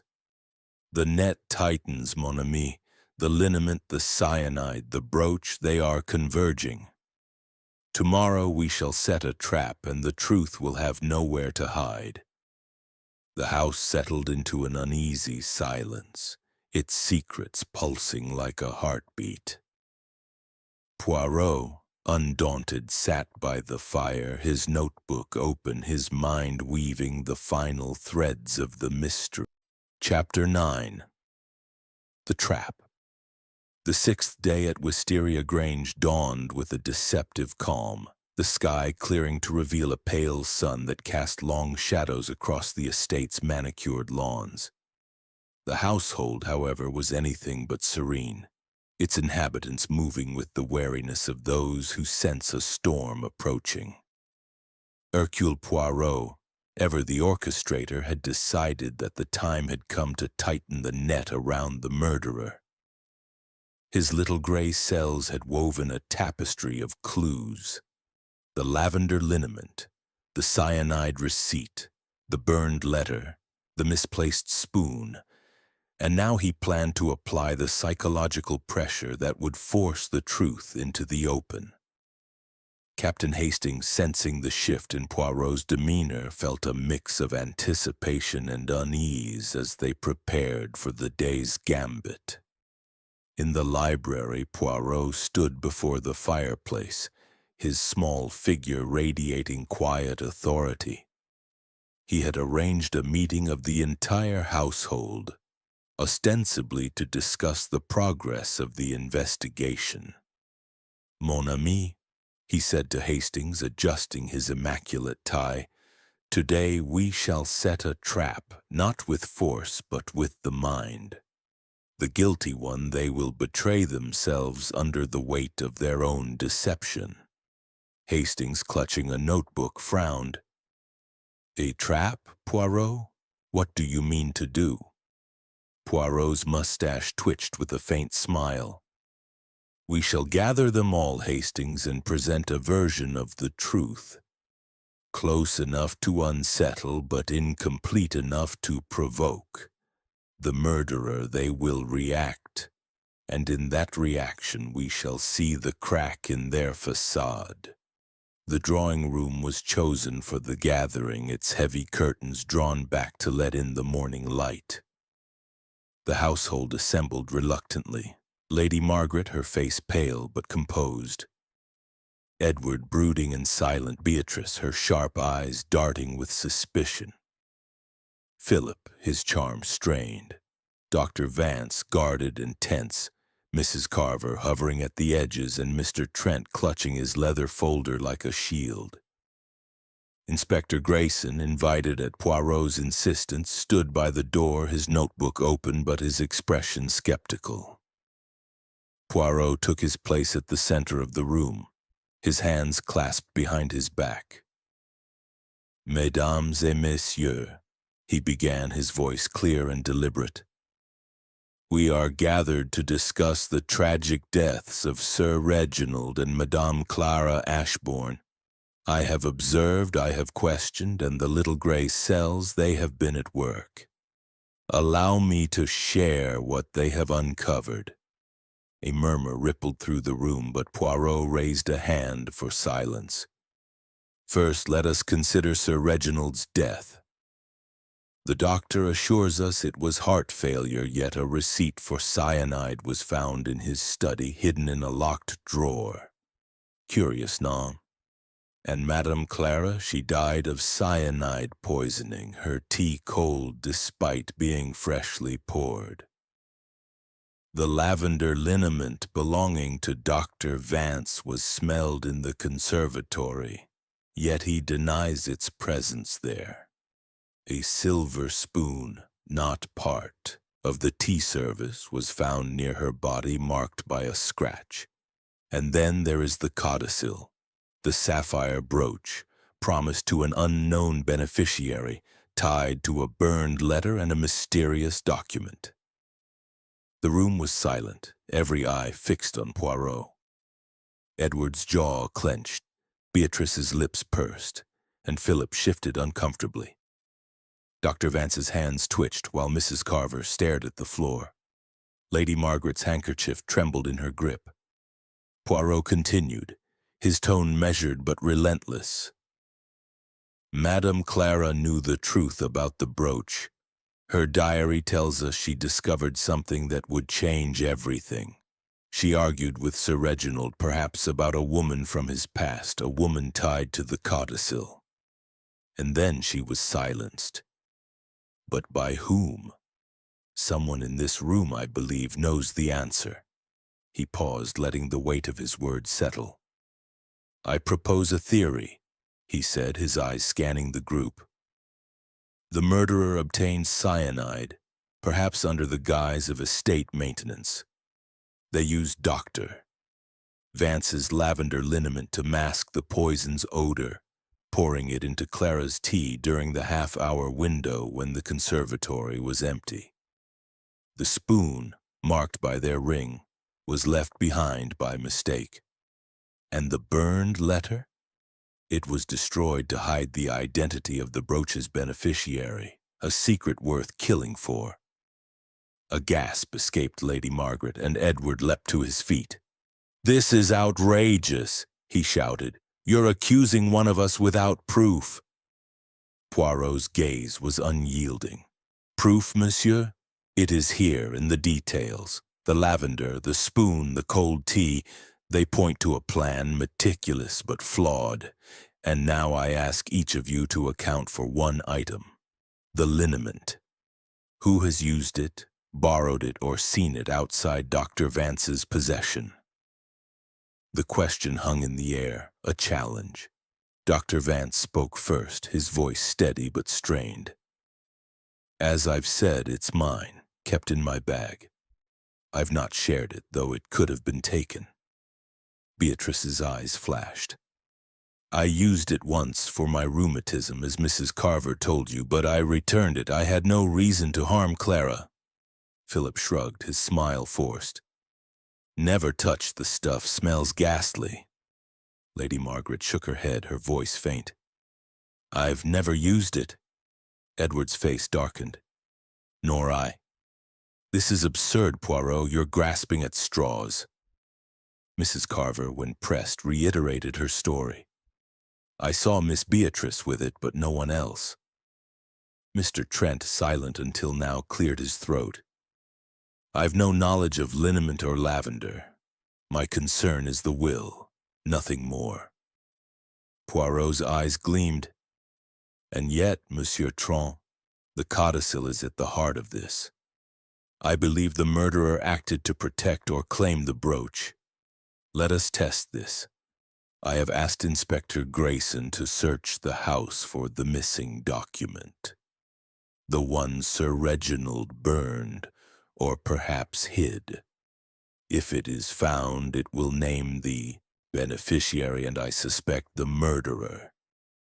The room erupted in protests, but Poirot's calm authority silenced them. Inspector, please proceed with the search. Focus on Sir Reginald's study and Madame Clara's room. The rest of you remain here.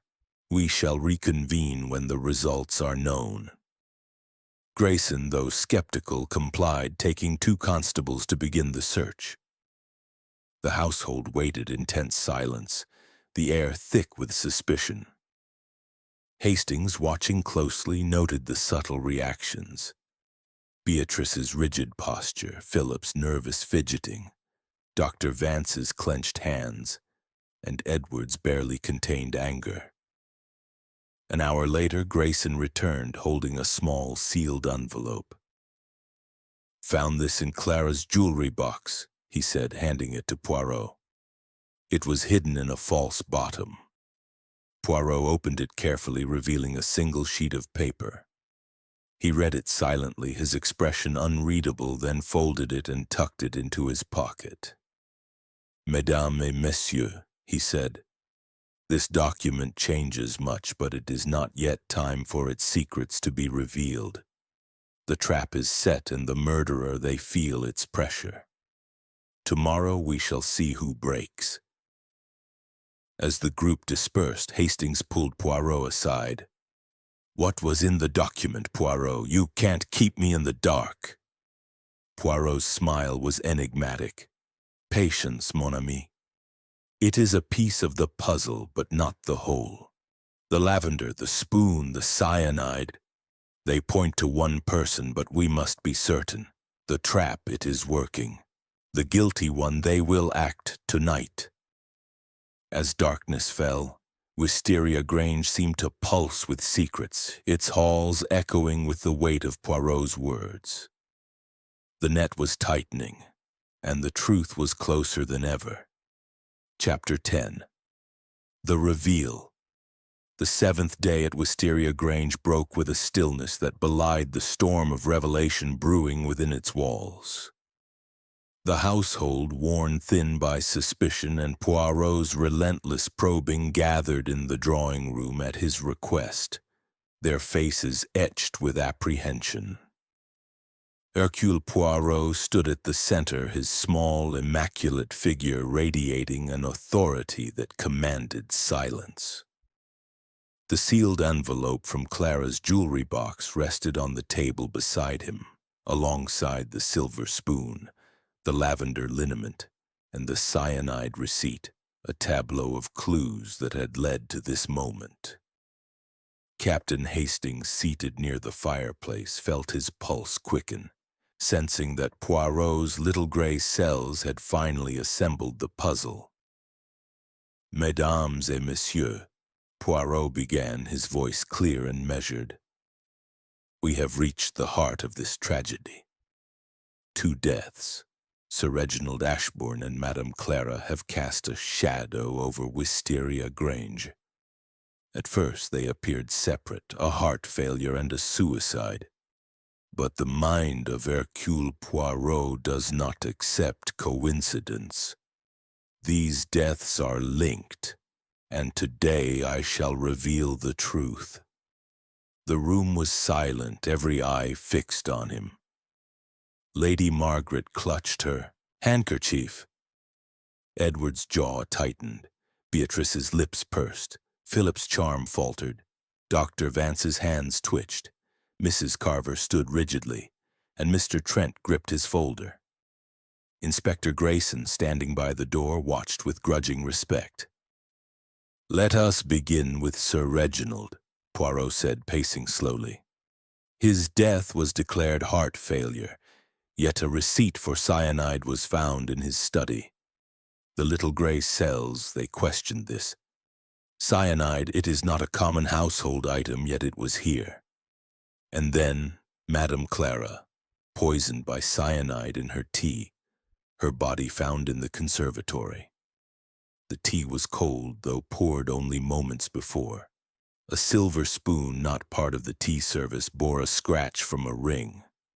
A lavender scent, sharp and medicinal, was noted by Madame Carver, and a codicil to Sir Reginald's will promising a sapphire brooch to an unknown beneficiary stirred discord. These are not accidents. They are the threads of a deliberate plan. He paused, letting the weight of his words settle. Madame Clara's diary revealed her discovery of the brooch's secret.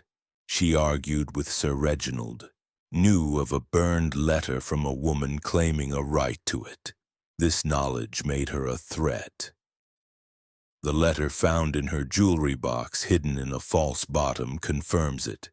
It names the beneficiary, a woman from Sir Reginald's past, a secret he wished to keep buried. Lady Margaret gasped, her hand flying to her mouth. Edward's face darkened, and Beatrice's eyes narrowed. Poirot continued undeterred. "But let us reconstruct the crime. The murderer obtained cyanide, perhaps from the estate's stores, as the receipt suggests. They used Dr. Vance's lavender liniment to mask the poison's almond-like odor, pouring it into Clara's tea during the half-hour window when the conservatory was empty between 9:30 and 10. The spoon, marked by their ring, was left behind in haste, and the forged letter suggesting suicide was placed in Clara's desk to mislead us." He turned to the group, his gaze piercing. "Who had the means, the motive, and the opportunity? Let us examine each of you." He faced Edward first. "Monsieur Edward, you were angry about the codicil, fearing it diminished your inheritance.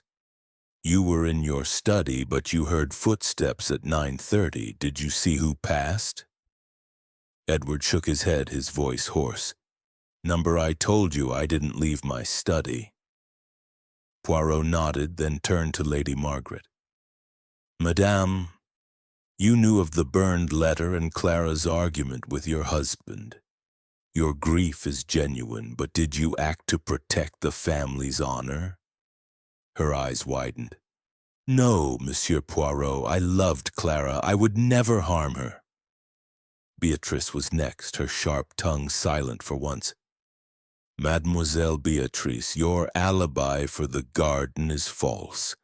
The gardener saw you pacing, not pruning.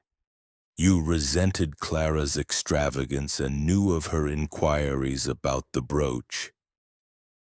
Did you silence her?" Beatrice's face flushed. "I despised her spending, but I didn't kill her. I was in the garden, as I said." Philip, lounging uneasily, met Poirot's gaze. "Monsieur Philip, your debts were a burden, and Clara threatened to expose them. You claim to have slept, but your room overlooks the conservatory. Did you slip out, perhaps?" Philip's smile was strained. "I was asleep, Poirot. I had no reason to hurt Clara." Dr. Vance shifted uncomfortably as Poirot turned to him. "Doctor, your liniment was in the conservatory, its lavender scent noted by Madame Carver. You had access to medicines, perhaps even cyanide. Did you use your knowledge to end 2 lives?" Vance's voice was steady but tense. "I'm a physician, not a murderer. My liniment was taken from my bag. Anyone could have used it." Finally, Poirot faced Mrs. Carver. "Madame, you found the body and smelled the lavender. You saw Mademoiselle Beatrice with the liniment. Did you know more than you told us?" Mrs. Carver's hands twisted her apron. "I've told you everything, sir, I swear it." Poirot paused, then picked up the envelope.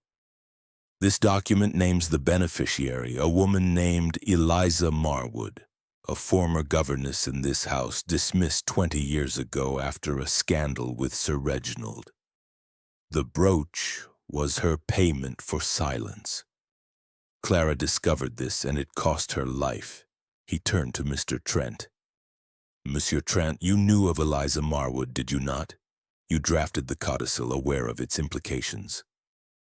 Trent's face paled. I followed Sir Reginald's instructions. I didn't know Clara would die for it." Poirot's eyes gleamed. "And yet someone did. The murderer is in this room, and the clues point to one person, Dr. Harold Vance." A collective gasp filled the room. Vance leapt to his feet, his face ashen. "This is preposterous. I had no motive." Poirot raised a hand.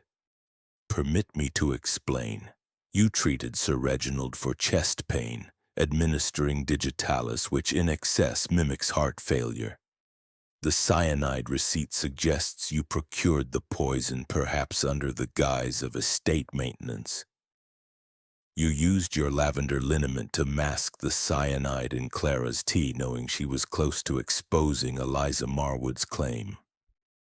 The spoon scratched by your signet ring was left in haste. You forged the suicide note to divert suspicion, and the burned letter? You knew of it because Sir Reginald confided in you, his trusted physician." Vance's hands shook. "You have no proof. This is all conjecture."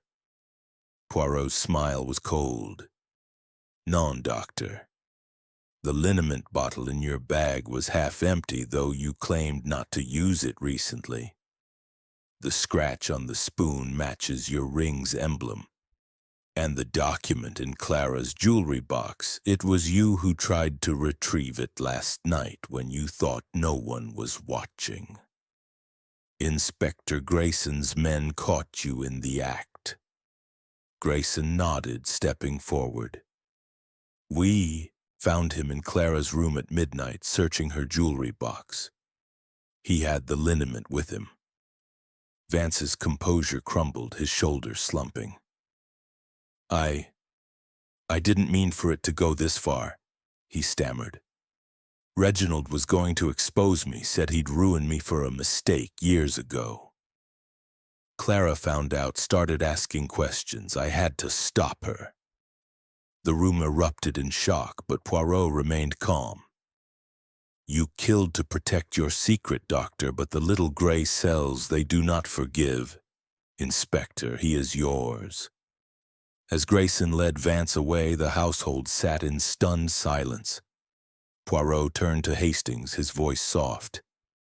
"The truth, mon ami, it is always there, waiting for those who see." The sapphire brooch, now in Lady Margaret's possession, gleamed in the light, a silent witness to the tragedy it had sparked. Chapter 11. The Reflection. The revelation of Dr. Harold Vance as the murderer of Sir Reginald and Clara Ashbourne cast a somber pall over Wisteria Grange. Yet it also brought a strange sense of release, as though the house itself exhaled a long-held breath. The sun, now high in a clear sky, bathed the estate in a golden light that seemed to mock the darkness of the past week. The household, though shaken, began to disperse, each member grappling with the truth in their own way. Hercule Poirot, his task complete, stood in the library gazing out at the gardens, his small, neat figure a study in quiet satisfaction. Captain Hastings, ever his faithful companion, joined him, still reeling from the dramatic confrontation in the drawing-room. "Poirot," Hastings said, settling into a chair, "I must say you were brilliant. The way you pieced it all together, the liniment, the spoon, the cyanide, it was like watching a master painter finish a canvas. But how did you know it was Vance?" Poirot turned, his green eyes twinkling with a mix of pride and melancholy. "Mon ami, the little gray cells, they do not rest until the pattern is clear. Dr. Vance was a man of opportunity and motive, but it was the details that betrayed him. The lavender liniment, so specific, was not a scent one forgets. The spoon scratched by his ring was a careless mistake. And the cyanide receipt, why would Sir Reginald keep such a thing unless it was planted to cast suspicion elsewhere? Vance's composure, it was too perfect, too practiced. The guilty, they often hide behind a mask of calm." Hastings nodded, though his brow furrowed. "But what about the brooch? And this Eliza Marwood? Was she real or just a fiction to throw us off?" Poirot's mustache twitched with a faint smile. "Eliza Marwood, she is real, Hastings. The document in Clara's jewelry box confirmed it. A letter from Sir Reginald written years ago promising the brooch as payment for her silence about a scandal. She was a governess here, dismissed after an indiscretion with Sir Reginald. Clara's discovery of this truth threatened to expose Vance, who had been complicit in concealing the affair to protect his position as the family physician. The codicil was Sir Reginald's attempt to make amends, but it set in motion a chain of events that led to his death, and Clara's." Hastings leaned back, marveling at the complexity. "And the burned letter? Was it from Marwood?" "Oui," Poirot said, pacing slowly. "Lady Margaret saw it, and Clara overheard Sir Reginald's distress. Vance, fearing exposure, burned it to hide his role. But Clara, she was persistent. Her diary entries, her questions, they made her a danger. Vance acted to silence her, using the liniment to mask the cyanide's odor, a clever but flawed plan." The two men sat in silence for a moment, the weight of the case settling around them. Hastings glanced at the objects on the desk, the spoon, the liniment vial, the diary, now relics of a solved mystery. "It's a grim business, Poirot," he said. "2 lives lost, all for a secret and a brooch. Do you ever tire of it? The lies, the betrayal?" Poirot's expression grew reflective, his voice softening. "The human heart, Hastings, it is a labyrinth of passion and deceit. I do not tire of seeking the truth, for it is the only way to bring order to chaos. But I confess there is a sadness in it. Dr. Vance, he was a man of skill, of trust, yet he succumbed to fear and greed. It is a reminder, non, that even the best of us can fall." Their conversation was interrupted by Lady Margaret, who entered the library with a weary grace. "Monsieur Poirot," she said, her voice steady despite the strain in her eyes, "I cannot thank you enough. You've brought clarity to our tragedy, though it pains me to know the truth. Dr. Vance was a friend, or so I thought." Poirot bowed slightly. "Madame, the truth, it is often painful, but it is also a liberation. You may now mourn without the shadow of doubt. The sapphire brooch, it is yours to do with as you wish." Lady Margaret's lips trembled. "I shall return it to Eliza Marwood if she can be found. It's what Reginald would have wanted, I think. And Wisteria Grange. It will heal in time. As she left, Poirot turned to Hastings. You see, mon ami, the resolution of a mystery is not only about justice, but about restoration. The Ashbourne family they will rebuild, though the scars remain. Inspector Grayson appeared at the door, his usual brusqueness softened by respect. Mr. Poirot, Vance has confessed fully. He admitted to dosing Sir Reginald with excess digitalis to mimic heart failure and to poisoning Clara's tea with cyanide. Your trap worked. He panicked when you mentioned the document and tried to destroy it last night. Poirot nodded, unsurprised. The guilty, they cannot resist the urge to cover their tracks. It is their undoing.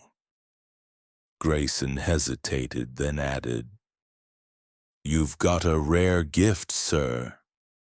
I'll not doubt you again. As the inspector departed, Hastings chuckled. High praise from Grayson, Poirot. You've won him over. Poirot's smile was modest. It is not praise I seek, Hastings, but truth. And now our work here is done. We shall return to London, where the air is less heavy with secrets.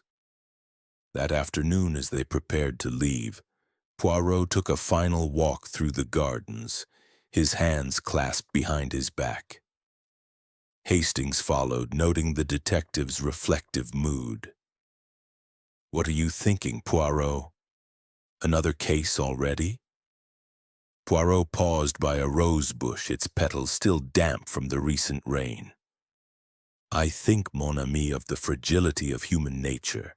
We strive for order, for honor, yet we are so easily swayed by fear, by desire. It is why I do what I do, to bring light to the darkness, to restore the symmetry of justice. Hastings smiled, touched by the rare glimpse into Poirot's philosophy. You're a good man, Poirot. The world's better for it. Poirot's eyes twinkled. You flatter, Hastings, but come, let us leave Wisteria Grange to its healing. The train awaits and London calls. As they boarded the Rolls-Royce for the station, the manor loomed behind them, its ivy-clad walls a silent witness to the tragedy now resolved. The sapphire brooch, safe in Lady Margaret's care, gleamed with a promise of closure, while Poirot's little grey cells, ever restless, turned toward the next mystery waiting in the shadows. Chapter 12. The Echoes of Truth. The departure from Wisteria Grange was marked by a quiet solemnity, as though the estate itself mourned the truths laid bare by Hercule Poirot's relentless pursuit. The sun, now dipping toward the horizon, cast long shadows across the gravel drive as the Rolls-Royce carried Poirot and Captain Hastings toward the station. The manor's ivy-clad walls receded into the distance, a monument to secrets now exposed. Inside the car, Poirot sat with his hands folded neatly in his lap, his green eyes distant but alert, while Hastings, ever the reflective companion, wrestled with the weight of the case's resolution. Poirot, Hastings said, breaking the silence.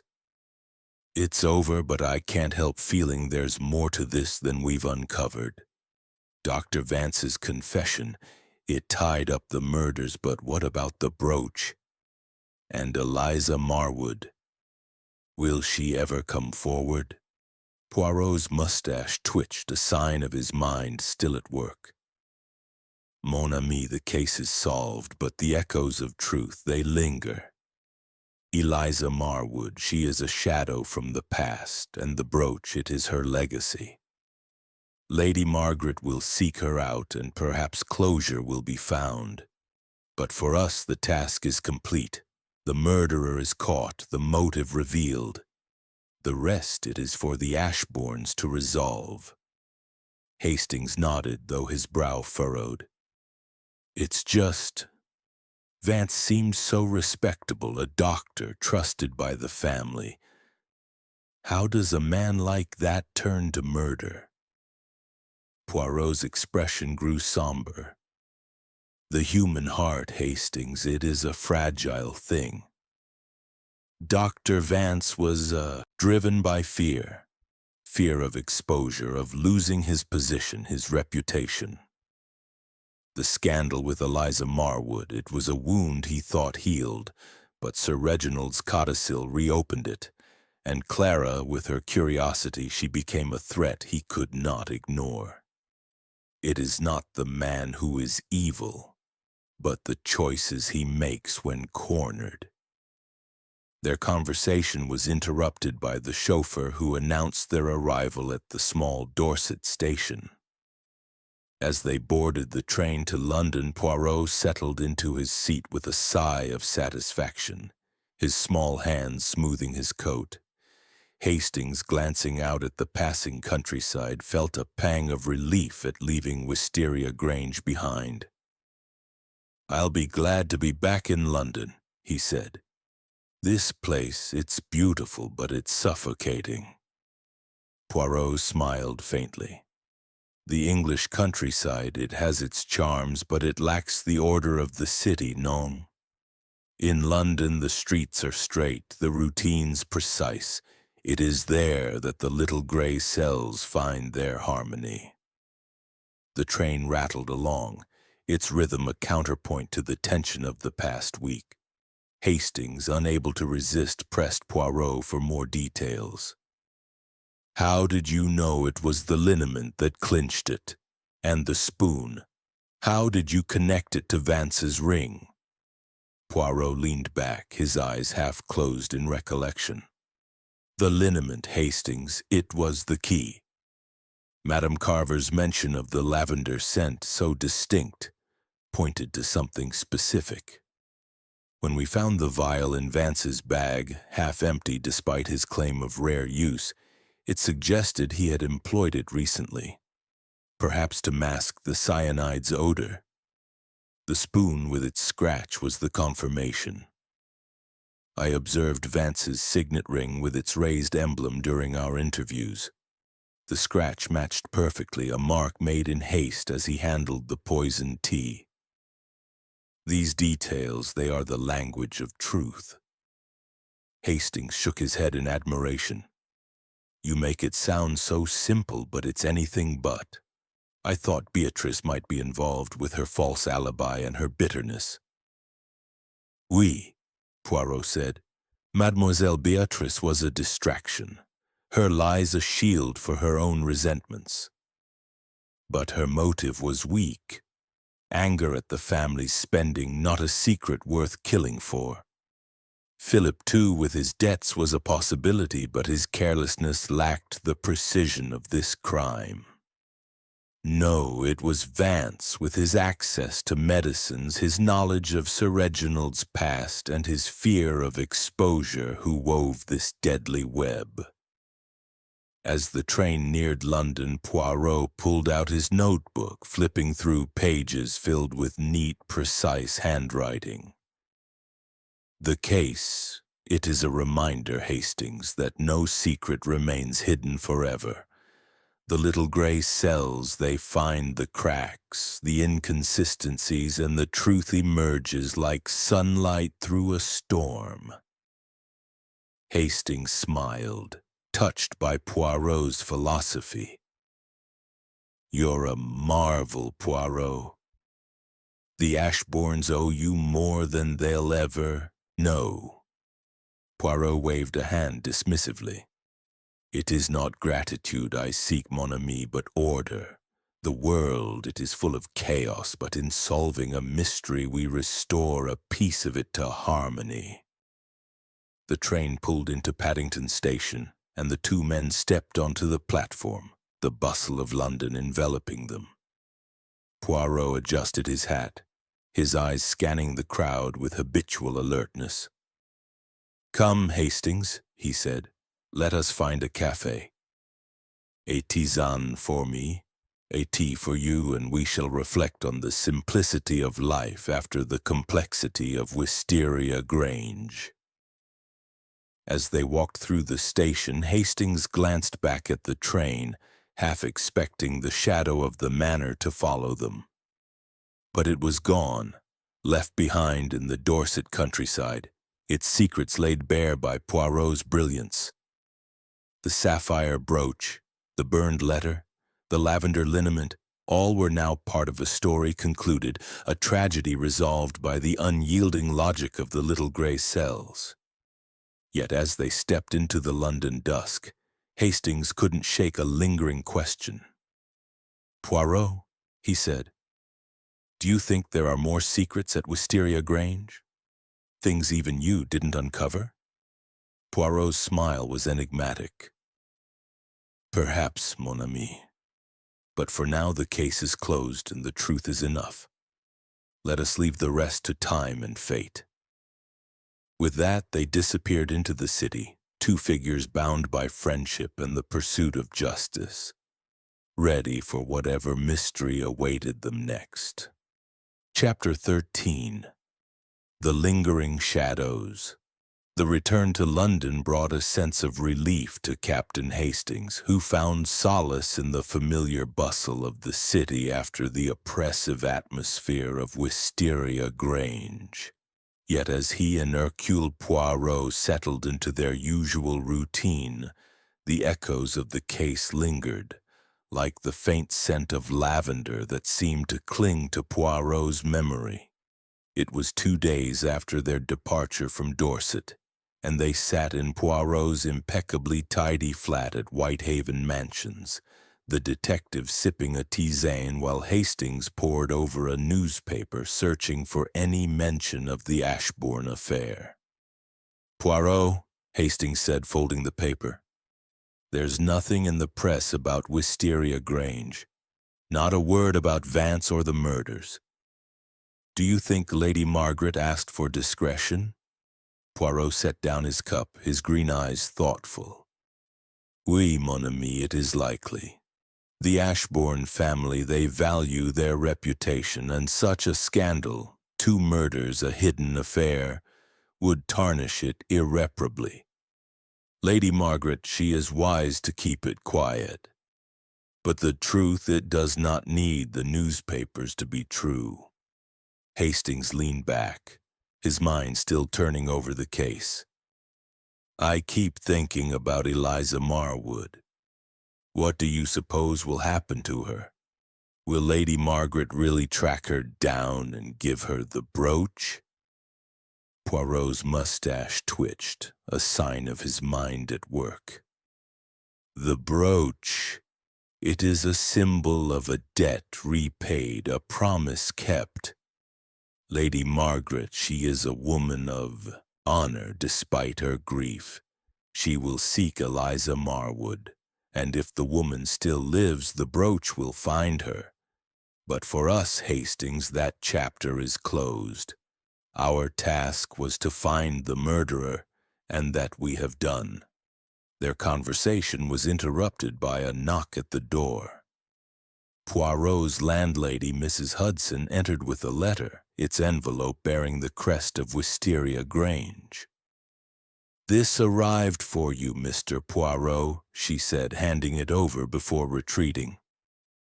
Poirot opened it with his usual precision, his eyes scanning the elegant handwriting. "It is from Lady Margaret," he said, his voice softening. "She writes to express her gratitude and to share a development. Listen, Hastings," he read aloud. "Dear Monsieur Poirot, I cannot thank you enough for your brilliance in uncovering the truth behind my husband's and Clara's deaths. Your clarity has brought us peace, though it is a heavy peace. I have located Eliza Marwood, now living quietly in a village near Bath. She is frail but well, and I intend to deliver the sapphire brooch to her personally, as Reginald wished. There is one matter, however, that troubles me. Among Reginald's papers I found a note suggesting he suspected someone in the household of tampering with his medicines before his death. It was vague, but it haunts me. I trust your discretion and ask if you might advise me further." Hastings' eyes widened. "Good heavens, Poirot, a note suggesting tampering? Could there be more to this than Vance's confession?" Poirot's expression grew grave. "It is possible, mon ami. Dr. Vance confessed to the murders, but the human heart, it is complex. A note like this, it suggests Sir Reginald had suspicions perhaps of another hand at work. But we must be cautious. The case is closed, the evidence points to Vance, and yet—" He trailed off, his fingers tapping the letter. "This note, it is a shadow, a whisper of doubt. Lady Margaret asks for advice, and we shall provide it. But we must not leap to conclusions."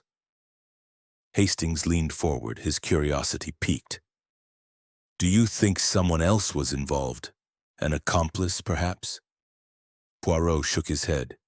"No, Hastings, I do not think so. Vance acted alone. His motive, his means, they are clear. The liniment, the spoon, the cyanide, all point to him. But this note, it suggests Sir Reginald was not entirely unaware of danger. Perhaps he suspected Vance's betrayal but could not act in time. We shall write to Lady Margaret, advising her to share the note with Inspector Grayson for further inquiry. But for us, the case must remain closed unless new evidence emerges." Hastings frowned, unsatisfied. "It feels unfinished, Poirot, like there's a piece of the puzzle missing." Poirot's smile was enigmatic. "The puzzle, it is never truly complete, mon ami.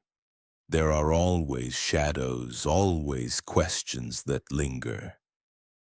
But the little gray cells, they have done their work. Justice has been served, and that is enough." Determined to put Lady Margaret's mind at ease, Poirot drafted a reply, his pen moving with its usual precision. "Dear Lady Margaret, your letter brings me both gratitude and concern.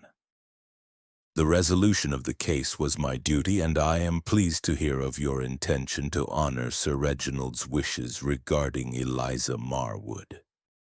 As for the note you found, it is a troubling discovery, but I believe it reflects Sir Reginald's suspicions of Dr. Vance, whose guilt is confirmed. I advise you to share this note with Inspector Grayson, who may investigate further to ensure no stone is left unturned.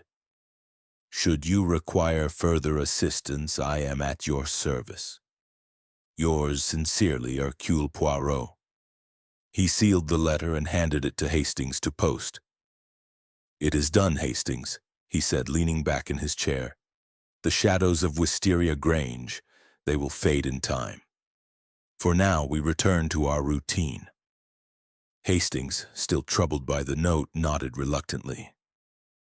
"I suppose you're right, but I can't help feeling we've left something behind." Poirot's eyes twinkled. "You are sentimental, mon ami. The case, it is like a book. Once the final page is turned, we must close it. But fear not. There will be other mysteries, other puzzles to challenge the little gray cells." As evening fell, the two men dined at a quiet restaurant near Poirot's flat. The clink of cutlery and murmur of conversation, a soothing contrast to the tension of Wisteria Grange. Hastings raised a glass of wine, a smile breaking through his unease. "To you, Poirot, and your little gray cells. May they never fail us." Poirot raised his tisane in return, his expression one of quiet contentment. "To the truth, Hastings, it is the only thing that endures." Outside, London hummed with life, its streets a maze of possibilities. The echoes of Wisteria Grange lingered, but for now, Poirot and Hastings turned their faces toward the future, ready for the next mystery to unravel. Chapter 14. The Unseen Threads. The days following the resolution of the Wisteria Grange murders settled into a quiet rhythm for Hercule Poirot and Captain Hastings, yet the case's lingering echoes refused to fade entirely. In Poirot's pristine flat at Whitehaven Mansions, the air was filled with the faint aroma of his morning tisane, a ritual that brought order to his thoughts. Hastings, seated across from him, was restless, his mind still tethered to the Dorset estate and the troubling note mentioned in Lady Margaret's letter. The newspaper lay untouched on the table, its headlines irrelevant compared to the questions that gnawed at him. "Poirot," Hastings said, breaking the silence, "I can't stop thinking about that note Lady Margaret found. Sir Reginald suspected someone was tampering with his medicines. What if there's more to it? What if Vance wasn't the only one involved?" Poirot set down his cup with deliberate care, his green eyes narrowing slightly. "Mon ami, you are like a dog with a bone, no? The case is closed, the murderer confessed, and the evidence, le liniment, la cuillère, le cyanure, it all points to Dr. Vance. Yet I confess Lady Margaret's note, it is a thread that dangles, tantalizing the little gray cells." Hastings leaned forward, his voice earnest. "Exactly. Could someone else have known about Vance's plan? Or helped him, perhaps?" Poirot's mustache twitched, a sign of deep thought. "An accomplice? It is possible, but unlikely. Vance's motive was personal, fear of exposure over the Eliza Marwood scandal. His actions, they were meticulous, solitary. But Sir Reginald's suspicion, it suggests he sensed danger. Perhaps he noticed a change in his medicines, a taste, a symptom. We must consider this carefully, Hastings, lest we chase shadows." Their discussion was interrupted by the arrival of another letter, delivered by Mrs. Hudson with her usual efficiency. The envelope, like the last, bore the crest of Wisteria Grange. Poirot opened it with his customary precision, his eyes scanning the contents before he read aloud to Hastings. "Dear Monsieur Poirot, your advice regarding the note was most appreciated, and I have shared it with Inspector Grayson, who is reviewing the matter. However, another discovery has unsettled me. In Reginald's study, hidden behind a false panel in his desk, I found a small vial half filled with a clear liquid. It smells faintly of almonds, though I cannot be certain. I fear it may be connected to his death. I hesitate to burden you further, but your insight would bring me peace. Yours sincerely, Lady Margaret Ashbourne." Hastings' eyes widened. "Good Lord, Poirot, a vial of cyanide in Sir Reginald's desk. This changes everything." Poirot's expression was grave, his fingers tapping the letter. "It changes much, mon ami, but not everything. The vial, it confirms that cyanide was in the house, as the receipt suggested, but why hidden? Was it Sir Reginald's, or placed there by Vance to cast suspicion, or perhaps by another hand entirely?" Hastings paced, his mind racing. "We need to go back to Wisteria Grange. If there's another vial, there could be another killer, or at least someone who knew what Vance was up to." Poirot shook his head. "Non, Hastings, we shall not rush back. The little gray cells. They work best with distance, with clarity. We shall write to Lady Margaret, instructing her to secure the vial and inform Inspector Grayson immediately. He must have it analyzed. If it is cyanide, it strengthens Vance's guilt. If it is not, it opens a new path." Determined to act, Poirot drafted a reply, his pen moving with its usual elegance. "Dear Lady Margaret, your discovery of the vial is most significant, and I commend your diligence. Please secure it in a safe place and inform Inspector Grayson at once, requesting a chemical analysis. It may confirm, Doctor, Vance's actions or reveal a new facet of this tragedy. Should further questions arise, I remain at your service. Yours sincerely, Hercule Poirot. He handed the letter to Hastings to post, then leaned back, his eyes distant. This vial, Hastings, it is a shadow of doubt. If it is cyanide, it was likely Vance's, hidden to avoid detection. But if it is another substance, or if it bears fingerprints not his own, then we must reconsider the tapestry we have woven. Hastings frowned, unsatisfied. But who else could it be? Beatrice lied about her alibi, Philip had debts, and Trent was evasive about the codicil. Could one of them have been involved? Poirot's smile was enigmatic. The mind, it loves to wander, no?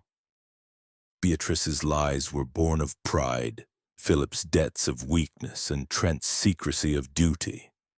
None had the precision, the access to orchestrate such a crime. Yet the vial, it is a question mark. We shall wait for Grayson's findings. That afternoon, Poirot and Hastings took a walk through Hyde Park. The crisp air a welcome contrast to the stuffiness of Wisteria Grange.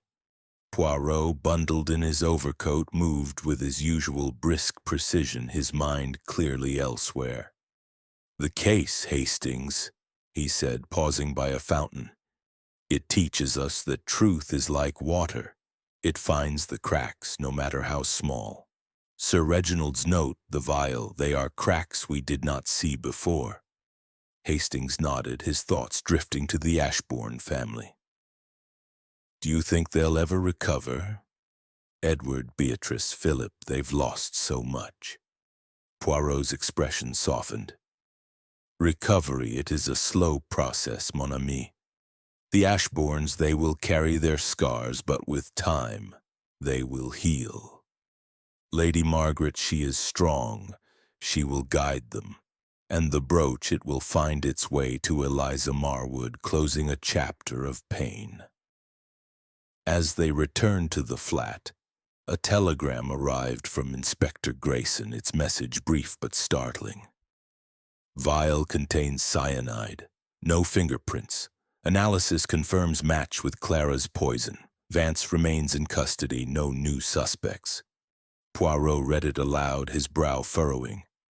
"No fingerprints, Hastings. This is curious. Vance was careful, but not so careful as to leave no trace on the conservatory vial. The absence of fingerprints suggests another hand, or a deliberate act to erase evidence." Hastings felt a chill. "So there could be more to this?" Poirot's eyes gleamed. "For now, we trust the evidence. Vance is guilty, the case is closed, but the little gray cells, they remain vigilant. The unseen threads, they may yet reveal themselves." As night fell, Poirot sat by the fire, his notebook open, his mind tracing the contours of a mystery that, though solved, left faint ripples of doubt. Hastings, watching him, knew that the detective's work was never truly done, for the truth, like the stars above London, was vast and ever elusive. Chapter 15. The Final Symmetry. The mystery of Wisteria Grange, though resolved with Dr. Harold, Vance's confession, left a lingering unease that followed Hercule Poirot and Captain Hastings back to the orderly confines of London. A week had passed since their return, and the crisp autumn air of late October 1928 carried a hint of finality, as though the season itself sought to close the chapter on the Ashbourne tragedy. In Poirot's immaculate flat at Whitehaven Mansions, the detective sat by the fire, his tisane steaming gently while Hastings, ever restless, paced before the window, his thoughts tethered to the unanswered questions of the case. "Poirot," Hastings said, pausing to face his friend. "I know you say the case is closed, but that vile Lady Margaret found no fingerprints hidden in Sir Reginald's desk. It bothers me. What if there's something we missed? Another player in this grim game?" Poirot's green eyes twinkled with a mix of amusement and patience. "Mon ami, you are persistent, non? The little gray cells, they have examined every thread. The lavender liniment, the scratched spoon, the cyanide receipt, the burned letter, and now this vial. Dr. Vance's guilt is certain, his confession complete. The vial, it is likely his, hidden to avoid detection. The absence of fingerprints, it is a precaution, nothing more. Yet I confess the symmetry of the case is not perfect. There is a restlessness in the mind of Hercule Poirot." Hastings seized on this. "Exactly, you feel it too. What if Sir Reginald's note about tampering pointed to someone else? Someone who knew what Vance was doing?" Poirot raised a hand, his expression thoughtful. "Patience, Hastings. The note, the vial, they are echoes, not evidence. But the little gray cells, they do not dismiss such echoes lightly. We shall revisit the tapestry to ensure no thread remains loose." Their conversation was interrupted by the arrival of a final letter from Lady Margaret, its familiar crest a reminder of Wisteria Grange's lingering hold. Poirot opened it with his usual precision, reading aloud to Hastings. "Dear Monsieur Poirot, your guidance has been a beacon in our darkness. Inspector Grayson's analysis confirmed the vial contained cyanide, matching that used in Clara's murder.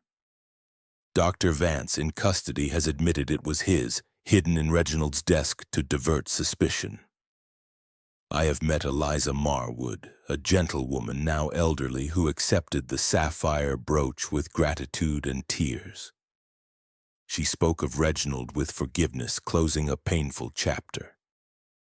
Wisteria Grange is quieter now, though the scars remain. I hope you will visit us again, not as a detective, but as a friend. Yours sincerely, Lady Margaret Ashbourne." Hastings let out a breath, a mix of relief and lingering unease. "So," Vance admitted to the vial. "That settles it, doesn't it?" Poirot's mustache twitched, his eyes narrowing. "It settles much, mon ami, but not all. The vial's placement, the absence of fingerprints, it is too neat, too deliberate. Vance was careful, yet he left the spoon with a scratch from his ring. Why such care with one piece of evidence and not another? It is a small discord, but the mind of Poirot seeks perfect symmetry." Hastings frowned, leaning forward.